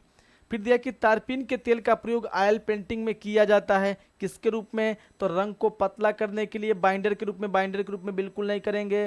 रंग में चमक लेने के लिए बिल्कुल नहीं करेंगे। चमक का मतलब होता है जब उसके माध्यम को मिलाएंगे तब चमक होता है, लेकिन तारपीन का प्रयोग करते हैं उसको पतला करने के लिए। तो 42 का क्या हो जाएगा, तो 42 का आपका सी हो जाएगा। सिंधु सभ्यता किस नदी के तट पर विकसित हुई थी, तो सिंधु सभ्यता सिंधु नदी के तट पर विकसित हुई थी। बाकी रावी नदी पे हड़प्पा ध्यान रखिएगा, लेकिन पूरे सिंधु सभ्यता की बात करें तो सिंधु का विशेष नाम है, ठीक है। जॉन स्मिथ ने इसका नाम सिंधु घाटी सभ्यता इसलिए रखा है क्योंकि इसकी साक्ष्य सिंधु नदी के किनारे अधिकांशतः मिलते हैं, ठीक है। आई बात समझ में, यानी आपका हो जाएगा 43 का ए। गुजराती शैली किस विद्या के लिए प्रसिद्ध है, तो जो गुजराती शैली है बालक, दिया कि भित्ति चित्र के लिए बिल्कुल हटा देंगे। गुजराती शैली का मतलब जैन शैली के बारे में बात कर रहा है, इस अपभ्रंश शैली के बारे में बात कर रहे हैं, यानी गुजराती शैली को ही कहते हैं, पश्चिमी शैली के नाम से भी जानते हैं। तो गुफा चित्र और भित्ति चित्र से क्या इसका मतलब है, बिल्कुल कोई नहीं मतलब है, हटा दो। गुफा चित्र और भित्ति चित्र तो आपका आता है किसमें, गुफाओं की कला में। ग्रंथ चित्र और पत्र चित्र, पत्र चित्र क्या होता है, पत्र होता है क्या है, पत्र तो लिखते हैं, ग्रंथ यानी पोथी की बात कर रहा है। तो आपका हो जाएगा सी, 41 का सी याद रखिएगा। ये पत्र चित्र याद, तो लोग सोचेंगे पत्र का मतलब कि ताड़पत्र है क्या, ये गलत दिया है, ये पत्र ध्यान रखिएगा, पूरा ध्यान से पढ़िएगा। इसका ऑप्शन नंबर हो जाएगा 41 का सी। अगला क्वेश्चन देखेंगे, एंडी दिया क्या है कि एंडी वारहोल कहाँ का चित्रकार था, नॉर्वे, कनाडा, स्विट्जरलैंड और अमेरिका। बहुत सिंपल, एंडी वारहोल का संबंध कहाँ से है, तो एंडी वारहोल का संबंध आपका कहाँ से, तो कह दीजिए कि अमेरिका से इसका संबंध है, यानी ऑप्शन नंबर आपका डी। क्वेश्चन नंबर दिया है 46, किस शैली में रेखी प्रवृत्ति अधिक दिखाई देती है। रेखी प्रवृत्ति हमको सबसे अधिक देखने को मिलता है, ये हमने लिखवाया है, आप लोग पढ़ा होगा तो ध्यान रखिएगा। पढ़ा होगा तो मैंने खूब अच्छे से इसको लिखवाया है कि रेखी परिप्रेक्ष्य प्रवृत्ति नहीं, परिप्रेक्ष्य नहीं, प्रवृत्ति अधिक दिखाई देती है तो रोमनस्क कला में, यानी ऑप्शन नंबर आपका बी हो जाएगा। और इटली में 15वीं शताब्दी की कला को क्या कहा जाता है? तो इटली के 15वीं शताब्दी की जो कला है उसको हम किस नाम से जानते हैं? तो 15वीं शताब्दी की कला को हम पूर्व पुनरुत्थान के नाम से जानते हैं। क्या बोलते हैं? हम पूर्व पुनरुत्थान के नाम से बोलते हैं, यानी ऑप्शन नंबर आपका सी हो जाएगा। अब क्वेश्चन देखिए 48, सी का हमने इसमें बताया नहीं, ठीक है, बाकी 48 पे हम लोग देखेंगे। ये सिंपल एक क्वेश्चन रटने वाला था। अगला दिया क्वेश्चन 48 दिया है कि गोथिक शैली का जन्म कहाँ पे हुआ था। जन्म की पूछ रहा है कि जन्म गोथिक शैली का जन्म कहाँ पर होता है, इसको ध्यान रखिएगा। दिया कि संत डेनिस गिरजाघर, फ्लोरेंस गिरजाघर, ठीक है, एमियंस गिरजाघर, सेंट पीटर्स गिरजाघर। 48 का बताएंगे, 48 का क्या होगा? तो ये हो जाएगा गोथिक शैली का जो जन्म होता है संत डेनिस गिरजाघर में होता है, यानी ऑप्शन नंबर आपका ए हो जाएगा। गोथिक शैली में रंगीन कांच की खिड़कियां का सबसे बेहतरीन नमूना हमको मिलता है। किसमें? गोथिक चित्रकला शैली में, यानी 48 का आपका हो जाएगा ए। 49 का दिया है कि बेहजाद किसके समय मुख्य चित्रकार था। तो बेहजाद का नाम आता है तो बाबर के समय था। बेहजाद को हम पूर्व का राफेल भी कहते हैं। क्या बोलते हैं? तो पूर्व का राफेल भी बोलते हैं बेहजाद को। पूर्व के राफेल के तौर पे हम बेहजाद का नाम आता है, यानी 49 का क्या हो जाएगा? तो 49 का आपका हो जाएगा बी। रुआ का गिरजाघर नामक चित्र निम्नलिखित कलाकारों में से किसका है? तो रुआ का जो गिरजाघर है बालक ध्यान रखिएगा, क्लोद मोने का है, कुर्बे का है, सेजा का है, चाहे सिउरा का है। रुआ का घर बताओ किसका हो जाएगा? तो ये हो जाएगा क्लोद मोने का। किसका हो जाएगा? तो क्लोद मोने का ये चित्र है, यानी 50 का आपका ए हो जाएगा। क्वेश्चन नंबर देखेंगे 51 के बारे में क्या दिया है। चलो 3 निपट जाएंगे, इसमें 4 निपट जाएंगे। तो 51 में देखेंगे दिया है, 51 में क्या दिया देखो कि निम्नलिखित में से स्वच्छंदतावाद से किसका महत्व है। स्वच्छंदतावाद के नाम आता है किसका? पिकासो को दिया, हटा देंगे, घनवा से संबंधित है। वर्मियर को हटा देंगे, कोई मतलब नहीं है, ठीक है। स्वच्छंदतावाद से ध्यान रखिएगा, बहुत इंपॉर्टेंट है ये। तो उसके बाद से बेर्निनी का वही नाम आता है, इसको भी हटा देंगे, इसका संबंध हम घनवाद से भी जोड़ देते हैं, वर्निनी का। देलाकरा का जो संबंध है वो स्वच्छंदतावाद से। स्वच्छंदतावाद को हम क्या बोलते हैं? रोमांसवाद के नाम से भी जानते हैं। जेरिकाल्ट का नाम आता है, दिलागरा जेरिकाल्ट का नाम आता है, इसके वो क्या थे? प्रेरणा स्रोत थे। घनवाद कितने प्रकार का होता है? घनवाद मुख्य रूप से आपके 2 प्रकार का होता है। देखिए घनवाद की शुरुआत पिकासो और ब्राक ने किया था। घनवादी प्रथम चित्र अवेन्यू की स्त्रियां है। भारत में घनवाद के जन्मदाता आपके गगनेन्द्र नाथ टैगोर हैं। घनवाद 2 प्रकार का होता है, एक विश्लेषण होता है, ठीक है, विश्लेषण होता है, क्या लिख दिया भैया, एक विश्लेषण होता है, संश्लेषण होता है। 2 घनवाद होते हैं। विश्लेषण का मतलब होता है कि जब 2 चित्रकार आपस में बात करके किसी विषय वस्तु के बारे में जानकारी लें, किसी पे मंथन करें, उससे हम विश्लेषण कहते हैं। और दिया क्या? एक संश्लेषण, यानी संश्लेषण का मतलब मिला देना। जब 2 विधियों को आपस में मिला देंगे तो उसी को हम संश्लेषण कहते हैं। ये घनवाद में किया गया था और घनवाद में बताया भी गया था। तो घनवाद मुख्य रूप से आपका 2 प्रकार का होता है। ऑप्शन नंबर आपका ए हो जाएगा। अजंता के भित्ति चित्र किस माध्यम या प्रविधि में बने हैं? तो कुछ भी दे दे माध्यम प्रविधि के तौर पे। आपको अगर मिश्रित सबसे पहले मिल जाता है, मिश्रित लगाइएगा। दूसरे नंबर पे फ्रेस्को सेस्को लगाइएगा, फ्रेस्को सेस्को दूसरे नंबर पे। तीसरे नंबर पे आपको लगाना है फ्रेस्को को, और चौथे नंबर पे आपको लगाना है टेम्परा को। ये याद रखिएगा। अगला क्वेश्चन दिया क्वेश्चन नंबर 54 कि किशनगढ़ शैली में निर्मित कौन सा चित्र अत्यधिक प्रसिद्ध है? तो किशनगढ़ शैली मारवाड़ की सबसे प्रमुख शैली, राजस्थानी चित्रकला की सबसे प्रमुख शैली, आपका नाम आता है किशनगढ़। इसी में सावन सिंह राजा थे। सावन सिंह के समय में निहाल चंद नामक चित्रकार था, उसने एक बनी ठनी नामक चित्र बनाया था। इसी को हम भारत की मोनालिसा कहते हैं। और मोनालिसा तो चित्र विंची ने बनाया है, लेकिन भारत की मोनालिसा बनी ठनी को कहते हैं, ध्यान रखिएगा। बनी ठनी नामक जो चित्र है निहाल चंद ने बनाया था। छापा चित्र ज्योतिन्द्र मणिशंकर भट्ट ने बनाया है, ठीक है। छापा चित्र ज्योतिन्द्र मणिशंकर भट्ट ने बनाया है। और इसकी मूर्ति पूछता है कि बनी ठनी की मूर्ति किसने बनाया था? तो अर्जुन प्रजापति ने बनाया था। किसने? तो अर्जुन प्रजापति ने। क्लोनिंग के महारथी, किसी भी व्यक्ति का क्लोन मात्र 20 मिनट में बना देते थे। कौन? अर्जुन प्रजापति। यानी 54 का आपका डी हो जाएगा। अगला देखेंगे, क्वेश्चन नंबर दिया कि 55 दिया या क्या, तो दिया है कि भारतीय कला के पुनरुत्थानवादी आंदोलन प्रतिष्ठा कौन थे। तो भारतीय कला की बात कर रहा है, तो पुनरुत्थानवादी में अवनींद्रनाथ टैगोर जिस विकल्प में दिख जाए उनको लगा दो, जो भी विकल्प हो, तो दिख गया पहले पे लगा दो भैया, ऑप्शन नंबर आपका ये हो जाएगा। ऐसे भी इसको हल कर सकते हो, ठीक है। तो आपका हो जाएगा 55 का ये। चित्रकला, म्यूरल एवं स्थापत्य कला में समान अधिकार से कार्य करने में कौन कलाकार प्रख्यात है। अब ऐसे में स्थापत्य कला को दे दिया, M.F. हुसैन, के.एस. कुलकर्णी, अकबर, पद्मश्री, तो स्थापत्य कला से है नहीं, ये तो चित्रकार है। स्थापत्य कला से केवल एक ही नाम आता है, सतीश गुजराल था। और भारत की सबसे अधिक सरकारी संस्थाओं का इन्होंने डिजाइन या वास्तु का डिजाइन दिया था, कौन, सतीश गुजराल ने। 56 के बाद देख लेंगे, क्वेश्चन नंबर 57 दिया है। अब हम अभी पूछेंगे, अच्छा बताओ जितना भी क्वेश्चन आया सब लोग मैसेज करो, जितना क्वेश्चन हमने बताया क्या मेरी लाइव क्लास में ये बताया गया है।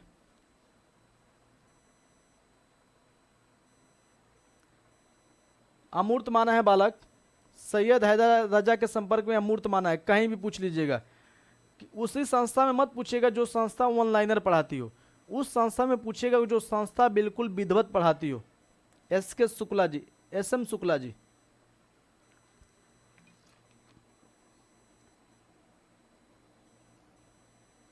ठीक है। पढ़ाने का देखो, मैं भी बता रहा हूं, आप भी कहीं पढ़े होगे, देख लो अंतर क्या है। अभी तो केवल आप इसमें जुड़े हो, लेक्चर क्लास में जुड़ते तो देखते कितना बताते हैं, आई बात समझ में। आप थोड़ा पेशेंस रखो, सब में इसमें सही है, ठीक है। एक मैंने क्वेश्चन ये पूछा कि अभी तक हमने पढ़ाया, क्या मेरी लाइव क्लास से कोई ऐसा क्वेश्चन हो जो हमने नहीं बताया वो बता दो। 56 क्वेश्चन हमने बता दिया, मैसेज करना खुद। 57 नंबर दिया है कि बाघ की गुफा में भित्ति चित्रों को बनाने में किस तकनीकी का प्रयोग किया गया है। किस तकनीकी का, ब्यूनो की बात करते हैं, ब्यूनो का बात नहीं आता भाई, ब्यूनो का नहीं, हम हटा देंगे, फ्रेस्को ब्यूनो की बात कर रहा है, ठीक है। फ्रेस्को तकनीकी का प्रयोग ध्यान रखिएगा। सबसे पहले फ्रेस्को का प्रयोग जोगीमारा में हम कह सकते हैं, फ्रेस्को का प्रयोग हम कह सकते हैं अजंता में। इटालियन ब्यूनो तकनीकी नहीं, इटालियन ब्यूनो तकनीकी को हटा देंगे। भारत में है तो भारत में हम क्या करेंगे, अधिकांश ग्लू रंगों का उसमें प्रयोग करते थे, तो ग्लू रंग चित्रण तकनीकी यानी ऑप्शन नंबर डी, टेम्परा के साथ ग्लू रंग चित्रण की तकनीकी लगाते थे। और बाघ गुफा का निर्माण, सॉरी, जो चित्र बने हैं ग्लू रंग तकनीकी में चित्रण इसके बनाए गए, यानी 57 का आपका क्या हो जाएगा, तो 57 का आपका हो जाएगा डी, ठीक है। अब देखेंगे क्वेश्चन नंबर 58 दिया है कि राजपूत शैली किसका सम्मिलित नाम है। किन दो शैलियों को मिलाकर राजपूत चित्रकला का निर्माण किया गया, ठीक है, बताओ किन दो शैलियों की बात करते हैं बालक, किन दो शैलियों को मिला के हम राजपूत चित्रकला का निर्माण करते हैं। राजस्थानी मुगल नहीं, राजस्थानी मुगल को हटा देंगे। प्रभाव हम कह सकते हैं कि प्रभाव पड़ता है मुगल का, लेकिन हम मिश्रण नहीं कह सकते हैं। अपभ्रंश और किशनगढ़ नहीं भाई, अब अपभ्रंश तो थोड़ा मान सकते हैं, लेकिन किशनगढ़ तो खुद की ये शैली है। जयपुर और ईरानी, भाई कैसे हो जाएगा, ईरानी शैली के माध्यम से तो मुगल बनता है, जयपुर तो खुद एक शैली है राजस्थानी की। तो राजस्थानी और पहाड़ी की बात करते हैं, तो राजस्थानी और पहाड़ी के सम्मिलित नाम से जो बनता है राजपूत चित्रकला शैली बनता है, इसको ध्यान रखिएगा। क्या बनता है, तो राजपूत चित्रकला बनता है, ध्यान रखिएगा, ठीक है। हाँ, राजस्थानी और पहाड़ी, ऑप्शन कट करना हम सिखा रहे हैं। क्लास का मतलब ये है, पीडीएफ तो सबके पास होगी, बुक तो सबके पास होगी, लेकिन बताने का तरीका, जब आप जाएंगे इसको हल करेंगे तो इतनी ऊर्जा मिलेगी कि आप कहेंगे कि हमने पढ़ाया है। ये आप खुद उस समय हमको याद करोगे कि हमने किस तरह पढ़ाया है। एक बार अपना इस तरह अपने मन से कर देना। सुबोध गुप्ता का मनपसंद, ध्यान रखिएगा, दिया क्या है, सुबोध गुप्ता का मनपसंद माध्यम क्या था। प्री पूछे, मनपसंद पूछे, फेवरेट पूछे, कुछ भी पूछे, दिया है कि इस्पात, सीमेंट, संगमरमर या कुटी, कुट्टी दिया है। तो ध्यान रखना ये स्टिल लाइफ में चित्रण किया है। अरे भैया घटना चक्र मत पढ़ो, घटना चक्र आपका सिलेक्शन रोक सकती है शुक्ला जी, घटना चक्र को कभी मत पढ़ना। तो इसका जो आंसर होगा इस्पात। ठीक है, यानी बर्तनों में अधिकांश इनकी कलाकृतियां बनी है, मनपसंद माध्यम है। घटना चक्र क्या है भाई, मैं दिखाऊं किताब का, मैं पिटारा दिखाऊं, इतना मेरे पास किताबें हैं, इतना आर्ट एंड कल्चर का मैं निकाल दूंगा, तो कैमरा मैं घुमा दूंगा तो देखोगे अरे इतनी किताबें कैसे। अगर मैं आपके सामने बोल रहा हूं तो ये मत सोचना कि मैं 2 किताबों को पढ़ा है, लगभग 120 किताबों को हमने अध्ययन किया है, तब मैं इस तरह आपके सामने पेशेंस से बात कर रहा हूं और कॉन्फिडेंस से बात कर रहा हूं। 2 नहीं, अभी सामने मैं बता दूं, कम से कम अगर कैमरा मैं घुमा देता, कल घुमाऊंगा कैमरा, इतनी किताबें हैं कि मत पूछो, बहुत किताबें हैं, इतनी इतनी किताबें मैंने रीड किया केवल एक आर्ट एंड कल्चर पढ़ाने के लिए। तब मैं आपके सामने बोल रहा हूँ, कॉन्फिडेंस के सामने बोल रहा हूँ। और मैं जिस क्वेश्चन को प्रमाणित करता हूँ टेलीग्राम पे चाहे कहीं पे, तो बस ये कि शेखर क्लासेस के माध्यम से प्रमाणित किया गया, कोई उससे गलत नहीं काट सकता है। जबरदस्ती वन लाइनर वाले काट सकते हैं, उनको जानकारी नहीं है तो वन लाइनर वाले काट सकते हैं, लेकिन मेरे प्रश्नों को काटना मुश्किल है। ठीक है, अब देखते हैं ये हो गया, वेब किस कलाकार की प्रसिद्ध कृति है। वेब दिया है, किस कलाकार की प्रसिद्ध, किसी क्वेश्चन नंबर 60 को बताएंगे, तो ये किसका नाम आता है, तो बारबारा मेपवर्थ का नाम आता है, यानी ऑप्शन नंबर आपका सी। ध्यान रखिएगा, निम्नलिखित में से एक सुनियमित नहीं है, यानी एक भिन्न है।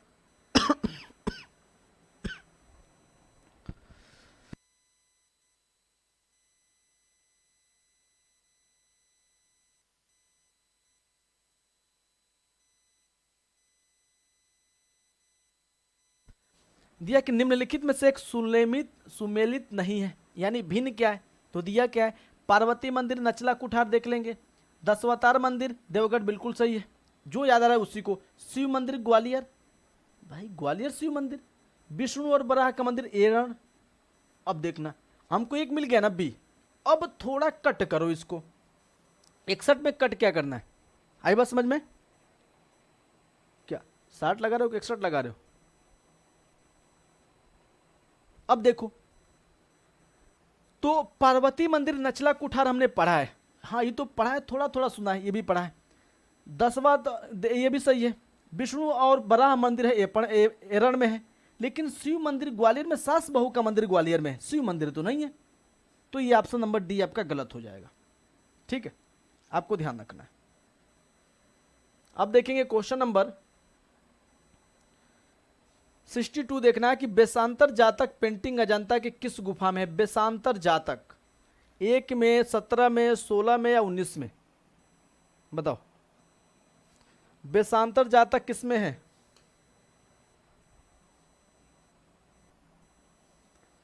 बेसांतर जातक पेंटिंग किस में है, तो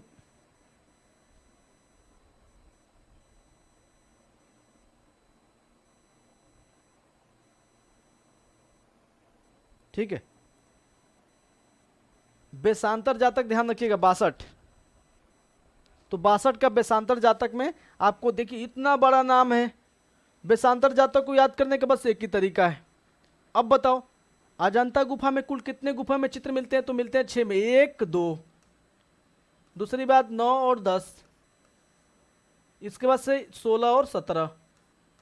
अब लिख दो बेसांतर, याद करने का बेहतरीन तरीका बता रहा हूं, कभी भूल जाएगा तो बताना लाइफ में, और ट्रिक पसंद आए तो फिर बताना कि बहुत अच्छा ट्रिक था। बेसांतर, अब देखो बेसांतर थोड़ा लंबा नहीं लिखा गया है, थोड़ा बड़ा लिखा गया है। जब बड़ा लिखा गया तो बड़े से याद कर लो, जो सबसे बड़ा इसमें नंबर है उसी को याद कर लेना बस। 17 बेसांतर 17 सबसे लंबा ये है। ठीक है, यानी आपका हो जाएगा 61 का डी नहीं, 62 का आपका हो जाएगा बी।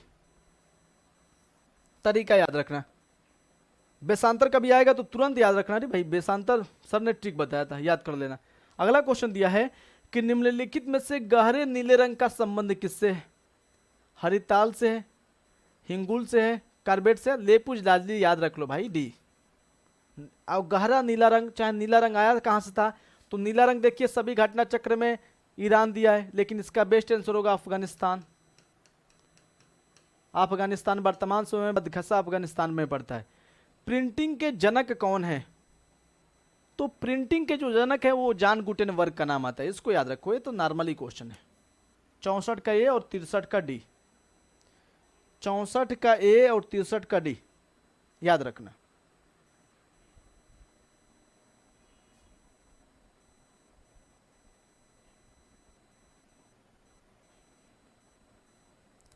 हाँ अवनीश जी, थोड़ी हल्की दिख रही है, आई पीडीएफ थोड़ी हल्की दिख रही है, अगली पीडीएफ हम एडिट कर देंगे बालक, थोड़ा हम कम लाइट देंगे इस पे पीडीएफ पे, ठीक है।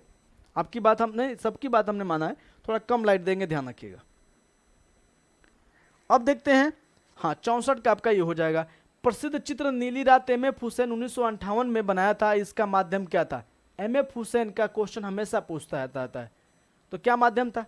तो ग्वास हटा देंगे, टेम्परा हटा देंगे, जल, अरे भाई तेल रंग लगा दीजिए ना फिर 65 का बी, बस हो गया, ग्वास से इनका संबंध ही नहीं है, तो यानी आपका बी याद रखना है। जैन चित्र कागज पर कब बने? तो जैन चित्र जो कागज पे बनते हैं वो 14वीं शताब्दी में बनते हैं। हो सकता है इस बुक में इसका गलत आंसर दिया है, लेकिन इसका जो सही आंसर होगा वो होगा 14वीं शताब्दी, यानी ऑप्शन नंबर आपका क्या होगा? बी हो जाएगा। आगे देखते हैं, क्वेश्चन नंबर देखेंगे।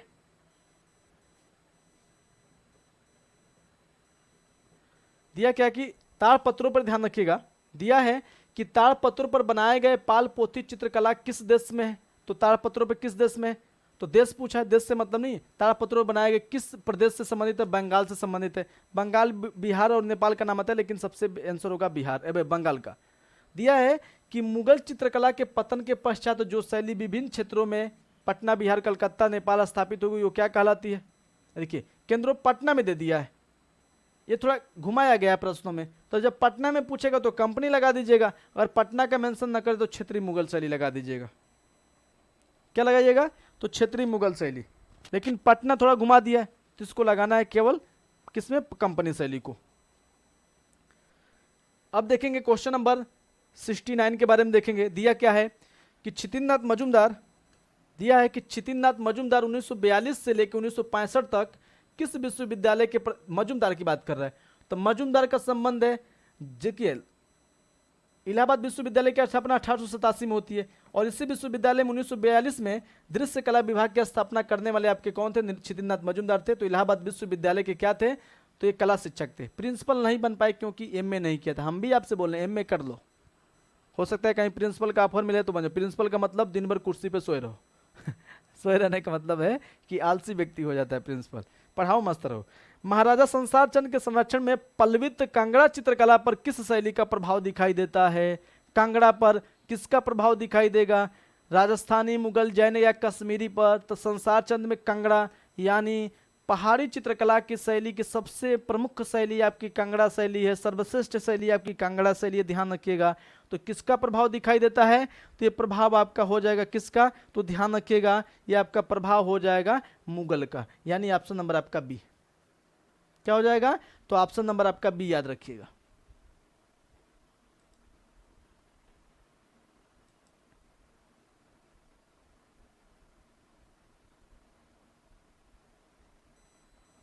ऑप्शन नंबर बी, ठीक है।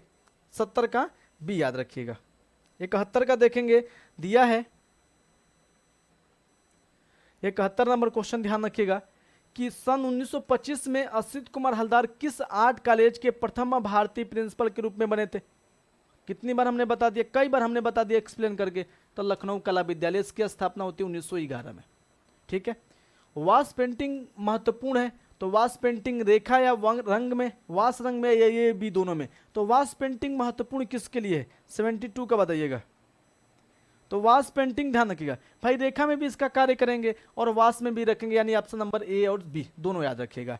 कैलीग्राफी है, तो कैलीग्राफी का मतलब कल मैंने बताया था, बीएस गायतोंडे कैलीग्राफी में भी माहिर थे। तो कैलीग्राफी का मतलब है सुंदर लिखना, सुलेखन लिपि होता है, सुलेखी लिपि होता है, सुंदर लिखावट को हम कैलीग्राफी कहते हैं। जैसे कोई बालक क्या लिख दिया? ए लिख दिया ऐसे, अब इसको कैलीग्राफी में खूब डिजाइन बना के लिखा जाता है, ए ऐसे लिख दे देंगे, ए खूब अच्छे से, जैसे ए हमने ऐसे लिख दिया और खूब हमने अच्छे से ये इस तरह बना दिया, कैलीग्राफी यही हो गया।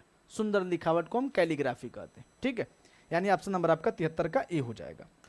74 नंबर क्वेश्चन देखेंगे, मूर्तिकारों में सबसे वरिष्ठ कौन है? वरिष्ठ का मतलब होता है बड़ा, तो देख लीजिएगा धनराज भगत आदि दावी अरवाला, महेंद्र पांड्या, पीलू पोचखनवाला। 74 का तो हमको देख रहा है कि सबसे विशिष्ट पूछा है, सबसे बड़ा पूछा है, तो क्या बात है बालक, तो सबसे इन लोगों में वरिष्ठ हैं, जो सीनियर हैं, वो धनराज भगत हैं। यानी ऑप्शन नंबर आपका ए हो जाएगा। क्या हो जाएगा? ए हो जाएगा, यानी 74 का ए। फिर दिया है कि 75 का निम्नलिखित में से कालक्रमानुसार सबसे प्राचीन कला क्या है? सबसे प्राचीन दिया है Aegean art, Gothic art, Gothic को हटा देंगे, आर्ट इनफॉर्मल को हटा देंगे, कंक्रीट आर्ट को हटा देंगे, एजियन आर्ट हो जाएगा 75 का ए। 75 का एजियन आर्ट यानी प्रागैतिहासिक काल के बारे में बता रहा है, तो यानी ऑप्शन नंबर 1 हो जाएगा। गोथिक तो बिल्कुल हटा देंगे वहां से। निम्नलिखित में से एचिंग प्रिंट करता कौन है? कौन एचिंग माध्यम में कार्य किया था? क्लाउड मोने ने। प्रभाववाद से संबंधित है। दृश्य चित्रकारी में कैसे एचिंग को लाएंगे भाई? हटा देंगे। पिकासो का नाम आता है क्या? एक बार और देख लो 76 नंबर क्वेश्चन को। तो 76 नंबर पिकासो घनवाद के ज्यामिति का प्रयोग किए, भी हटा देंगे। एडवर्ड हुपर का नाम आता है, यानी 76 का बी हो जाएगा। कट करो ऑप्शन, आंसर मिल जाएगा। 76 के बाद देखेंगे 77 नंबर क्वेश्चन। दिया क्या है कि 1556 में भारत के लिए महत्वपूर्ण क्या है? तो ध्यान रखिएगा कि यहां पर हाँ छापा कला आई थी, ध्यान रखिएगा। ऑप्शन नंबर आपका बी हो जाएगा। ग्राफिक के लिए प्रयुक्त सॉफ्टवेयर कौन सा है? तो ग्राफिक के लिए हम प्रयोग करते हैं किसका? पेज मेकर, कोरल ड्रा, या किसका प्रयोग करते हैं? तो सबसे बेस्ट हमारा होता है, ठीक है, ग्राफिक के लिए Corel Draw. Corel Draw application होता है, ग्राफिक कार्ड लगा होता है लैपटॉप में या किसी सीपीयू में, तभी वो काम करता है, अच्छे से काम करता है। बाकी कोई लैपटॉप लेके बैठ जाएगा, तो कोरल ड्रा होता है जिसके माध्यम से हम क्या करेंगे? ग्राफिक का बनाते हैं। दिया कि किन वर्षों में अमूर्त अभिव्यंजनावाद, ठीक है, जो कि अमूर्त कला के शैली का एक भेद है, अमेरिका में विकसित कब हुआ था? अमूर्त अभिव्यंजनावाद की बात करते हैं, तो अमूर्त अभिव्यंजनावाद सी दिया है, ठीक है, नहीं सी नहीं, ध्यान रखिएगा 1960 के दशक में, क्योंकि शुरुआती दशक में केवल खोज कार्य हुआ है, लेकिन अमूर्त अभिव्यंजनावाद की जो बात आती है वो आती है 1960 और 1970 के दशक में, यानी डी हो जाएगा। अगला देखेंगे 80 नंबर क्वेश्चन कि भारतीय मूर्तिकला में संरक्षक आकृतियों किस रूप में जानी जाती है? संरक्षक जो आकृतियां हैं उस किस रूप में? तो किन्नर कहते हैं, गंधर्व, मिथुन कहते हैं, इनको द्वारपाल कहते हैं। नहीं, आगे लाठी भाला लेके खड़ा होते हैं भाई, कोई अंदर नहीं जाए बिना पूछे हुए, ठीक है, अंदर कोई नहीं जाएगा। तो 80 का क्या हो जाएगा? तो 80 का हमारा होगा सी। दिया है स्लैब्स, दिया कि front page in ink on newspaper के किसने चित्रण किया था? किसका नाम आता है न्यूज़पेपर? तो सतीश गुजराल का नाम आएगा? नहीं आएगा। एम.एफ. हुसैन चित्रकार नहीं, बी.बी. मुखर्जी और आर.एन. चक्रवर्ती के बारे में नाम आता है। 81 नंबर क्वेश्चन देख लो। अरे नहीं भाई, स्लेट पेन इन द, अच्छा पेपर की बात करना, पेपर में मकबूल फिदा हुसैन का नाम आएगा, तो पेपर पे काम किए थे मकबूल फिदा हुसैन। हम समझे कि प्रिंट मेकिंग से संबंध है, थोड़ा हम डाइवर्ट हो गए थे, यानी इसका हो जाएगा क्या? सी, यानी 81 का सी याद रखिएगा। 82 दिया है कि 1957 में एफ.एन. सुजा द्वारा बनाए गए चित्र पोर्ट्रेट इवेंट टाउनशिप का माध्यम क्या था? तो इन्होंने किसका माध्यम बनाया था? तो बनाए थे ऑयल कलर में, यानी 82 का आपका ए हो जाएगा। आगे देखेंगे, फिर दिया है कि प्रसिद्ध चित्र चिड़िया हम बोल दिए, सीढ़ियों से उतरती निर्वसना का जो चित्र है किसने चित्रण किया था? जॉर्जियन डी सिरिको का नाम दिया, पाल्बो पिकासो, फ्रांत मार्क का दिया है, और मार्शल घुंसा का नाम दिया। 83 का बताएंगे, 83 क्या हो जाएगा? तो आपका हो जाएगा मार्शल घुंसा का, यानी ऑप्शन नंबर सी ये भी। हुमायूं का मकबरा किसने बनाया था? तो अकबर ने, सिंपल क्वेश्चन है। ग्रुप 1890 के कौन कलाकार हैं? तो हिम्मत शाह का नाम आता है, ग्रुप 1890 से जुड़े हैं। 85 का आपका हो जाएगा ए। भविष्यवादी चित्रकार का नाम बताइए। तो भविष्यवादी चित्रकारों में नाम ध्यान रखिएगा, वो आपका कार्ले कोरो का नाम आता है, यह हमने बता भी दिया था। अब इसके बाद से अब महत्वपूर्ण थोड़ा कलाकार इसमें आता है। अब देखिए बहुत अच्छा प्रश्न आ रहा है। क्वेश्चन नंबर 87 देखो, 87 कितना अच्छा क्वेश्चन दिया है। 87 नंबर देखो, दिया है कि भारतीय कला का स्वर्ण युग हम किसे कहते हैं? प्रागैतिहासिक गुप्त या मुगल को? तो पहले नंबर पे दे दिया है गुप्त, तो पहले नंबर पे गुप्त को, दूसरे नंबर पे मुगल को। मुगल में भी अगर ये ना देता है तो अकबर के काल को दे देगा, तो अकबर के काल को लगा दीजिएगा, लेकिन पहले नंबर पे आपको लगाना है गुप्त काल को। किस वर्ष भारत में समसामयिकी छाया चित्र कार्य आया था?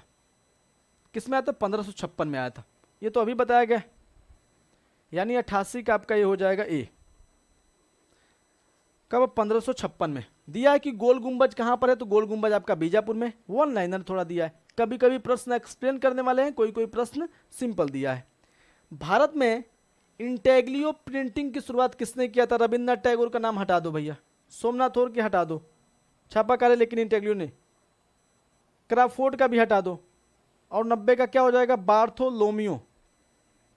क्या हो जाएगा? तो बार्थोलोमियो संबंधित है भारत में इंटेग्लियो। इंटेग्लियो का मतलब होता है अंतःसतह प्रणाली, ठीक है, अंतःसतह प्रणाली होता है जिसको हम बोलते हैं अंतःसतह, क्या अंतःसतह प्रणाली इंटेग्लियो के नाम से जानते हैं, यानी 90 का आपका सी हो जाएगा। 91 का देख लो, अजंता की 17वीं गुफा में कौन सा चित्र है? दिया है कि अजंता की 17वीं गुफा में कौन सा प्रसिद्ध चित्र है? तो गृह त्याग 16 में, बोधिसत्व पद्म पाणी 1 में, माता पुत्र यानी यही माता पुत्र है, ठीक है, ये माता पुत्र नामक चित्र ध्यान रखिएगा, ये गुफा संख्या 17 में। 91 का ए माता पुत्र गुफा संख्या 17 में, ठीक है, यानी 91 का ये हो जाएगा। अशोक स्तंभ लिखी गई लिपि है, तो अशोक स्तंभ में कौन? देवनागरी लिपि। संस्कृत भाषा तो संस्कृत, पाली भाषा, ब्राह्मणी भाषा, तो ब्राह्मणी भाषा सबसे प्राचीन है, और इसको सबसे पहले पढ़ने का भी नहीं, प्राचीन में खरोष्टी भाषा आती है, खरोष्टी लिपि, लेकिन इसका बताएंगे। तो ब्राह्मणी लिपि में इसके लेख लिखे गए थे अशोक के। दिल्ली का लाल किला किसके पुत्र द्वारा बनाया गया था? पुत्र द्वारा, यानी पिता का पूछ रहा है, किसके पुत्र? पिता को पूछ रहा है उसके। क्वेश्चन नंबर 93 देखो, क्वेश्चन नंबर 93 देखो सभी लोग, किसके पुत्र ने? तो बनवाया तो शाहजहां ने। शाहजहां किसका पुत्र था? देख लो, सबसे पहले लिख लेना बाबर। बाबर का पुत्र था हुमायूं, हुमायूं का पुत्र था अकबर, अकबर का पुत्र था जहांगीर, जहांगीर, जहांगीर का पुत्र था किस? कौन? शाहजहां, और शाहजहां का पुत्र था औरंगजेब, औरंगजेब। बनवाया था शाहजहां ने, दिया कि किसका पुत्र ने? तो जहांगीर का पुत्र तो है शाहजहां, तो जहांगीर के पुत्र ने बनवाया था, शाहजहां ने, ठीक है। The adventures of Tintin comic album की रचना किस कार्टूनिस्ट ने किया था? टिंटिन मेरे क्या भांजे का नाम है, देखो नाम आ गया उसका भी, ठीक है।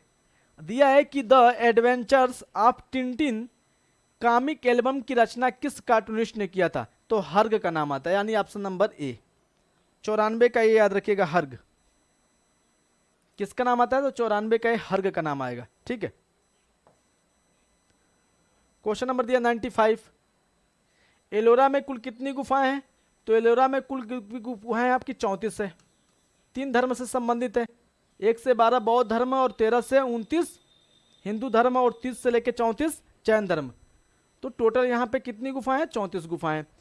किसके चित्र में फोटो रियलिज्म का चित्रण हुआ है? विवान सुंदरम, मनु पारेख, विकास भट्टाचार्य। देखिए फोटो रियलिज्म की बात करते हैं तो विकास भट्टाचार्य का नाम आता है, यानी 96 का क्या हो जाएगा? तो 96 का डी हो जाएगा। क्या याद रखना है? तो 96 का डी याद रखिएगा।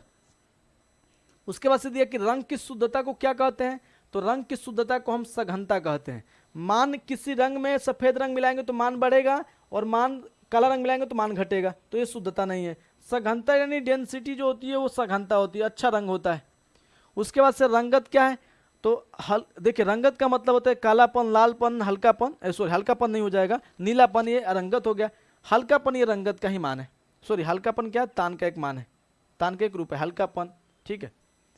दिया कि भीमबेटका से प्राप्त होने वाले चित्र अधिकतर किस रंग से बने हैं? तो सफेद रंग से किस में बने हैं? तो सफेद रंग से पंचमढ़ी में बनाए गए। और कह सकते हैं कि भीमबेटका में किस में? तो कह सकते हैं भीमबेटका में जो बनाए गए हैं वो अधिकांश लाल रंगों का प्रयोग किया गया है। किस रंगों का प्रयोग किया गया है? तो लाल रंगों का प्रयोग किया गया, ध्यान रखिएगा। भीमबेटका की खोज 1958 में वीएस वाकड़कर ने किया था। कब किया था? तो 1958 में किया था, ध्यान रखना। बोरिंग तो नहीं हो रहे हैं?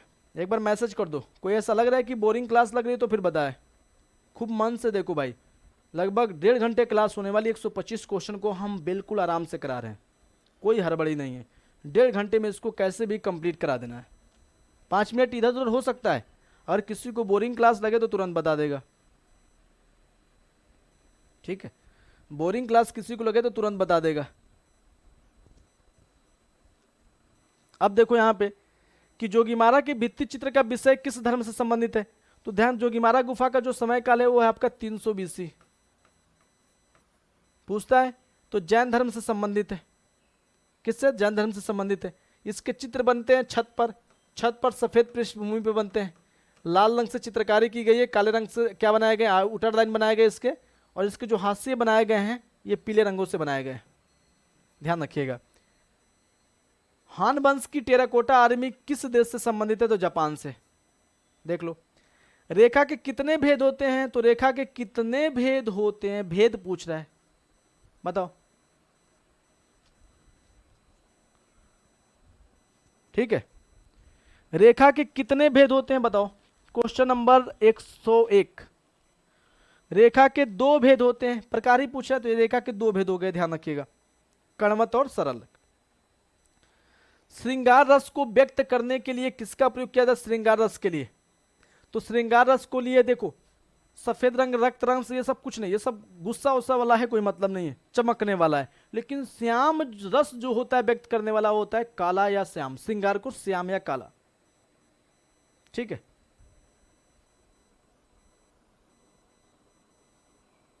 चलिए अच्छी बात है, थैंक यू। अगला देखेंगे क्वेश्चन 103 नंबर क्वेश्चन दिया कि जल रंग चित्रण का आरंभ कब और कहां हुआ था? तो जल रंग की बात करते हैं, तो जल रंग चित्रण का आरंभ कब हुआ था? तो इंग्लैंड में हुआ है बालक। आप देखो कहां पे हुआ? इंग्लैंड में हुआ है। कुछ भी याद है, अगर पाल्स एंड वाई का नाम आता है तो उसको ढूंढ लो, उतना नहीं पता तो आपको ये पता है ना कि इंग्लैंड में हुआ है। तो इंग्लैंड में देख लो कहां पे मिलता है, तो 18वीं शताब्दी इंग्लैंड में हुआ है। कुछ भी मिले, जो याद आए उसी को देखो, ठीक है। यानी ऑप्शन नंबर 103 का बी हो जाएगा। अगला दिया है कि खनिज रंग में बाइंडर मिला होता है। दिया है कि खनिज रंग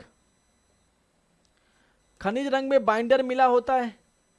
तो खनिज रंग में बाइंडर मिला होता है कौन सा? तो प्राकृतिक ग्लू होता है। तारपीन का तेल, अलसी का तेल तो नहीं, तारपीन का तेल हो जाएगा रंग को पतला करने के लिए, तेल रंग को। अलसी का तेल तो माध्यम है जल तेल रंग का, लेकिन प्राकृतिक ग्लू मिला होता है। 104 का आपका हो जाएगा सी। 105 दिया कि कलाकार की चित्र रचना प्रविधि को क्या कहा जाता है? तो उसको तकनीकी कहते हैं। अब इसमें चित्रण विधि लोग लगाएंगे, अंकन पद्धति लगाएंगे नहीं, लेकिन उसकी प्रविधि को हम तकनीक कहते हैं, टेक्निक कहते हैं, कि कैसे वो प्रयोग करेगा। 105 का आपका ये हो जाएगा। आदि मानव का प्रमुख केंद्र कौन सा था? जो आदि मानव थे, पाषाणकालीन मानव थे, ठीक है, तो उनका प्रमुख केंद्र कौन सा था? यहाँ पे तो चित्र मिला है, पंचमढ़ी में भी चित्र मिलता है, गुंटूर से कोई मतलब नहीं है, बेल्लारी इनका प्रमुख केंद्र था, ध्यान रखिएगा। ऑप्शन नंबर आपका सी हो जाएगा। देखिए भारतीय प्रागैतिहासिक चित्रकला का इतिहास किसने लिखा? प्रागैतिहासिक चित्रकला का इतिहास आता है डॉक्टर जगदीश गुप्त। 107 का सी, 107 का सी। 108 का दिया है कि बादामी गुफा चालुक्य राजवंश के किस राजा के संरक्षण में बनी थी? तो बादामी गुफा राजवंश किस राजा के संरक्षण में बनी थी भाई? किसका नाम आता है? पुलकेशिन प्रथम या मंगलेश के समय बनी थी, ध्यान रखिएगा। ऑप्शन नंबर बी, बादामी गुफा।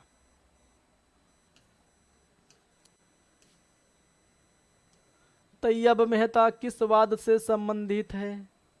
बताओ, जल्दी बताओ। तैयब मेहता किस वाद से संबंधित है? तैयब मेहता के चित्रों पर किस वाद का प्रभाव दिखाई देता है? प्रभाववाद, यथार्थवाद, अमूर्तवाद या अभिव्यंजनावाद? Question number 109। तो 109 हो जाएगा अभिव्यंजनावाद।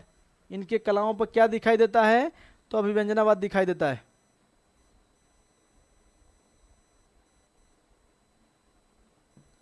अरे बालक एक बात बताएं, लाइव क्लास नहीं देखे हो क्या? लाइव क्लास मेरी खूब अच्छे से देख लो, नोट बना लो, मैं आपको बताता हूं कि अगर मेरी लाइव क्लास देखो तो किसी भी पब्लिकेशन का मॉडल पेपर उठा लो भैया, 115 प्लस तो हमेशा केवल क्लास से ही आएंगे।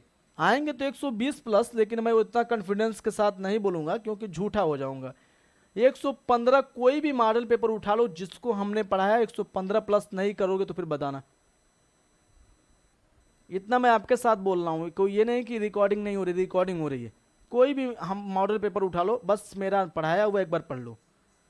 120 भी कंफर्म है, 120 आएंगे, लेकिन 5-7 क्वेश्चन को इधर उधर हटा देते। और इस तरह के प्रश्नों को बता रहे हैं तो ये नहीं कि ये प्रश्न नहीं आ जाएंगे, इसको जब आप एक्सप्लेन कर रहे हैं तो वो भी आ सकता है, तो उसको भी ध्यान रखना। ठीक है। तो तैयब मेहता का संबंध है अभिव्यंजनावाद से। कृष्णा रेड्डी किस रूप में प्रसिद्ध है? तो कृष्णा रेड्डी आपके क्या थे? मूर्तिकार, पेंटर थे या क्या थे? वेब डिजाइनर थे। वेब डिजाइनर हटा दीजिए, कोई मतलब नहीं है। कृष्णा रेड्डी मूर्तिकार थे, इसको भी हटा दीजिए। बस ग्राफिक कलाकार और पेंटर में दिक्कत है। अब बताओ, कभी भी ये दो मिलेगा तो कभी इनको लगाओगे? नहीं लगाओ। अरे हमने तो कट करवा दिया था, सर ने कट करवा दिया है। ठीक है, तो क्या हो जाएंगे? तो कृष्णा रेड्डी आपके ग्राफिक कलाकार हो जाएंगे। पेंटर यानी चित्रकार की बात कर रहे हैं, तो ग्राफिक के लिए प्रसिद्ध थे। निम्नलिखित में से एक प्रसिद्ध तांत्रिक कलाकार कौन है? तांत्रिक कलाकार, भारत में तांत्रिक कलाकार में सबसे पहले नाम आता है किसका? कैसियस पनिकर का। नौ तांत्रिक में जो नाम आता है बालक, वो नाम आता है GR संतोष का। तो GR संतोष यहाँ पे तांत्रिक दिया तो लगा दीजिएगा, ऑप्शन नंबर आपका ही 111 के हो जाएगा। 112 का दिया है, मध्यकाल में बीदर अपनी किस विशिष्ट कला के लिए जाना जाता है? बीदर 112 का बताइएगा। तो धातु जड़ाई के लिए जाना जाता है बीदर। किसके लिए? तो धातु जड़ाई के लिए हम बीदर को जानते हैं। 111 का आपका, 112 का आपका हो जाएगा सी। क्रिस्टी नीलामी घर की स्थापना कब और किसने किया था? तो क्रिस्टी का नाम किसमें दिया है? क्या क्रिस्टी का नाम जिसमें दिया होगा उसको लगा दीजिए। क्रिस्टी अपने नाम से ही किया था। किसमें दिया है? 113 का ये दिया है क्या? हाँ, क्रिस्टी पहले में दिया, देख लो। 1766 में जेम्स क्रिस्टी ने किया था। अतुल डोडिया मुंबई की प्रसिद्ध कृति ब्लैक मून किस माध्यम में बनाया था? आयल, टेम्परा, एक्रेलिक या वाश? तो अतुल डोडिया 114 का ध्यान रखिएगा, किस माध्यम में बनाया था? ध्यान रखना है, ये आपको याद रखना है, एक्रेलिक माध्यम में बनाया था। एक्रेलिक रंगों की शुरुआत किसने? भारत में सतीश गुजराल ने। विश्व में लैटिन ग्रुप 1920 अमेरिका में हुई थी। 115 नंबर देखेंगे कि प्रसिद्ध चित्र भीष्म दिया है कि प्रसिद्ध चित्र भीष्म किसने पेंट किया था? रवि वर्मा, अर्पिता सिंह, भूपेन खक्कर या तैयब मेहता? 115 का बताइएगा, किसका नाम आता है? तो अर्पिता सिंह का नाम आता है। भीष्म किसने बनाया था? तो अर्पिता सिंह ने बनाया था। 116 का दिया है कि 1948 में नई दिल्ली में त्रिवेणी कला संगम की स्थापना KS कुलकर्णी ने किया था, यानी कृष्ण श्यामराव कुलकर्णी। हो सकता है कि शाम की क्लास यहीं होगी, जो पढ़ाएंगे चित्रकारों में तो KS कुलकर्णी को ही पढ़ाएंगे। विवेकानंद रॉक टेम्पल कहाँ पर है? तो विवेकानंद रॉक टेम्पल कहाँ पे? तो आपका है कोलकाता में। 117 का भी बताते रहो भैया।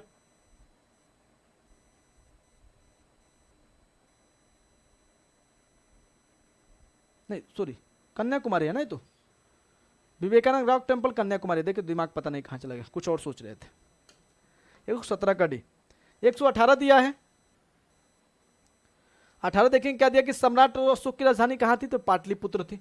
सिंपल है बालक। और भारत भवन भोपाल के संस्थापक कौन है?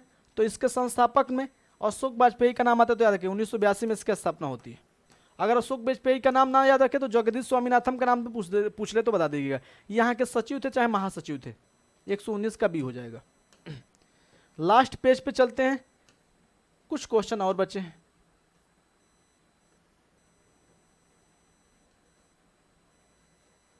दिया क्या इसमें देख लो कि प्रथम बौद्ध मूर्ति कहाँ पाई गई थी? तो प्रथम बौद्ध मूर्ति जो बनती है वो मथुरा में बनती है।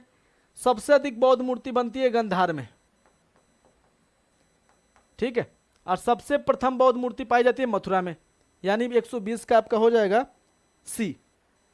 121 नंबर क्वेश्चन दिया कि ईंटों से निर्मित गुप्त काल का मंदिर कहां पर है? तो कानपुर। कानपुर में भीतरगांव का मंदिर, कानपुर देहात, यानी ऑप्शन नंबर आपका ये हो जाएगा। ईटा कहिए चाहे टेराकोटा कहिए, दोनों बात एक ही है। सन 2002 में किस राज्य के अक्षरधाम मंदिर में आतंकवादी हमला हुआ था? तो गुजरात में, सॉरी दिल्ली में ना। अक्षरधाम मंदिर कहाँ पे? दिल्ली में 122। अरे नो सॉरी भाई, गुजरात में है। देखो कहाँ दिमाग जा रहा है। गुजरात में हमला हुआ था 2002 में। दिया कि प्रसिद्ध कृति फैमिली किसकी रचना है? तो फैमिली किसका नाम आता है? होली फैमिली पिकासो का ही तो नाम है। किसका नाम आएगा? नहीं, फैमिली बस आता है नाम, होली फैमिली तो पिकासो का है। हेनरी मूर का नाम आता है। 123 का ए हो जाएगा, 123 का ए हो जाएगा। अगला दिया कि प्रथम बौद्ध संगीति का आयोजन 1883 ईस्वी में कहां पर हुआ था? प्रथम बौद्ध संगीति, तो कुंडलवन तो कश्मीर में चौथी हो गई, राजगिरी में पहली हो गई प्रथम बौद्ध संगीति, तो राजगिरी याद रखिएगा। 124 का डी, राजगिरी में, कुंडलवन में चौथी हुई थी और राजगिरी में पहली हुई थी 483 में बौद्ध संगीति। भारत में कुल कितने राज्य ललित कला अकादमी की स्थापना हुई है? भारत में कुल कितने ललित कला अकादमी की स्थापना हुई है? तो भारत में ललित कला की स्थापना होती है 1954 में। प्रथम अध्यक्ष डीपी राय चौधरी। और वर्तमान समय में कितने राज्य ललित कला हो गए? यानी प्रत्येक राज्य में, जैसे किसमें, तो राजस्थान में 1957 में स्थापना हुई है राज्य ललित कला अकादमी की, और उत्तर प्रदेश में 1962 में। और राज्य ललित कला यानी अकादमी यानी राष्ट्रीय ललित कला अकादमी की स्थापना 1954 में। तो टोटल 12 राज्यों में स्थापना हुई है। लगभग 125 क्वेश्चन आपको हमने आज कंप्लीट करा दिया। सेशन कैसा था कमेंट करा के बता दीजिएगा। क्या आपने जो फीस दिया है उसके लायक सेशन था कि नहीं? क्योंकि ऐसे हम 125 कितने मॉडल पेपर कराएंगे, तो ऐसे मैं आपको कराऊंगा लगभग, बालक ध्यान रखिएगा, ऐसे मैं आपको कराऊंगा 25 मॉडल पेपर। तो देख लो भैया, अगर आपको लगता है कि कंफर्टेबल है, ठीक है, तो बता दो। इसमें ऐसा था कि जैसा एक लग रहा है कि नहीं आपकी फीस के अनुसार मैंने पढ़ाया, नहीं तो बताओ। हो सकता है भाई बहुत बालक जुड़े हों, नहीं कि हमने, हो सकता है कि फीस गलत जगह तो नहीं दे दिया। मेहनत है बालक, देख लो। तो आप लोग ऐसे बताओ और बताओ, तुरंत सेशन समाप्त करते हैं। आज का सेशन बस इतना ही, बहुत जल्दी।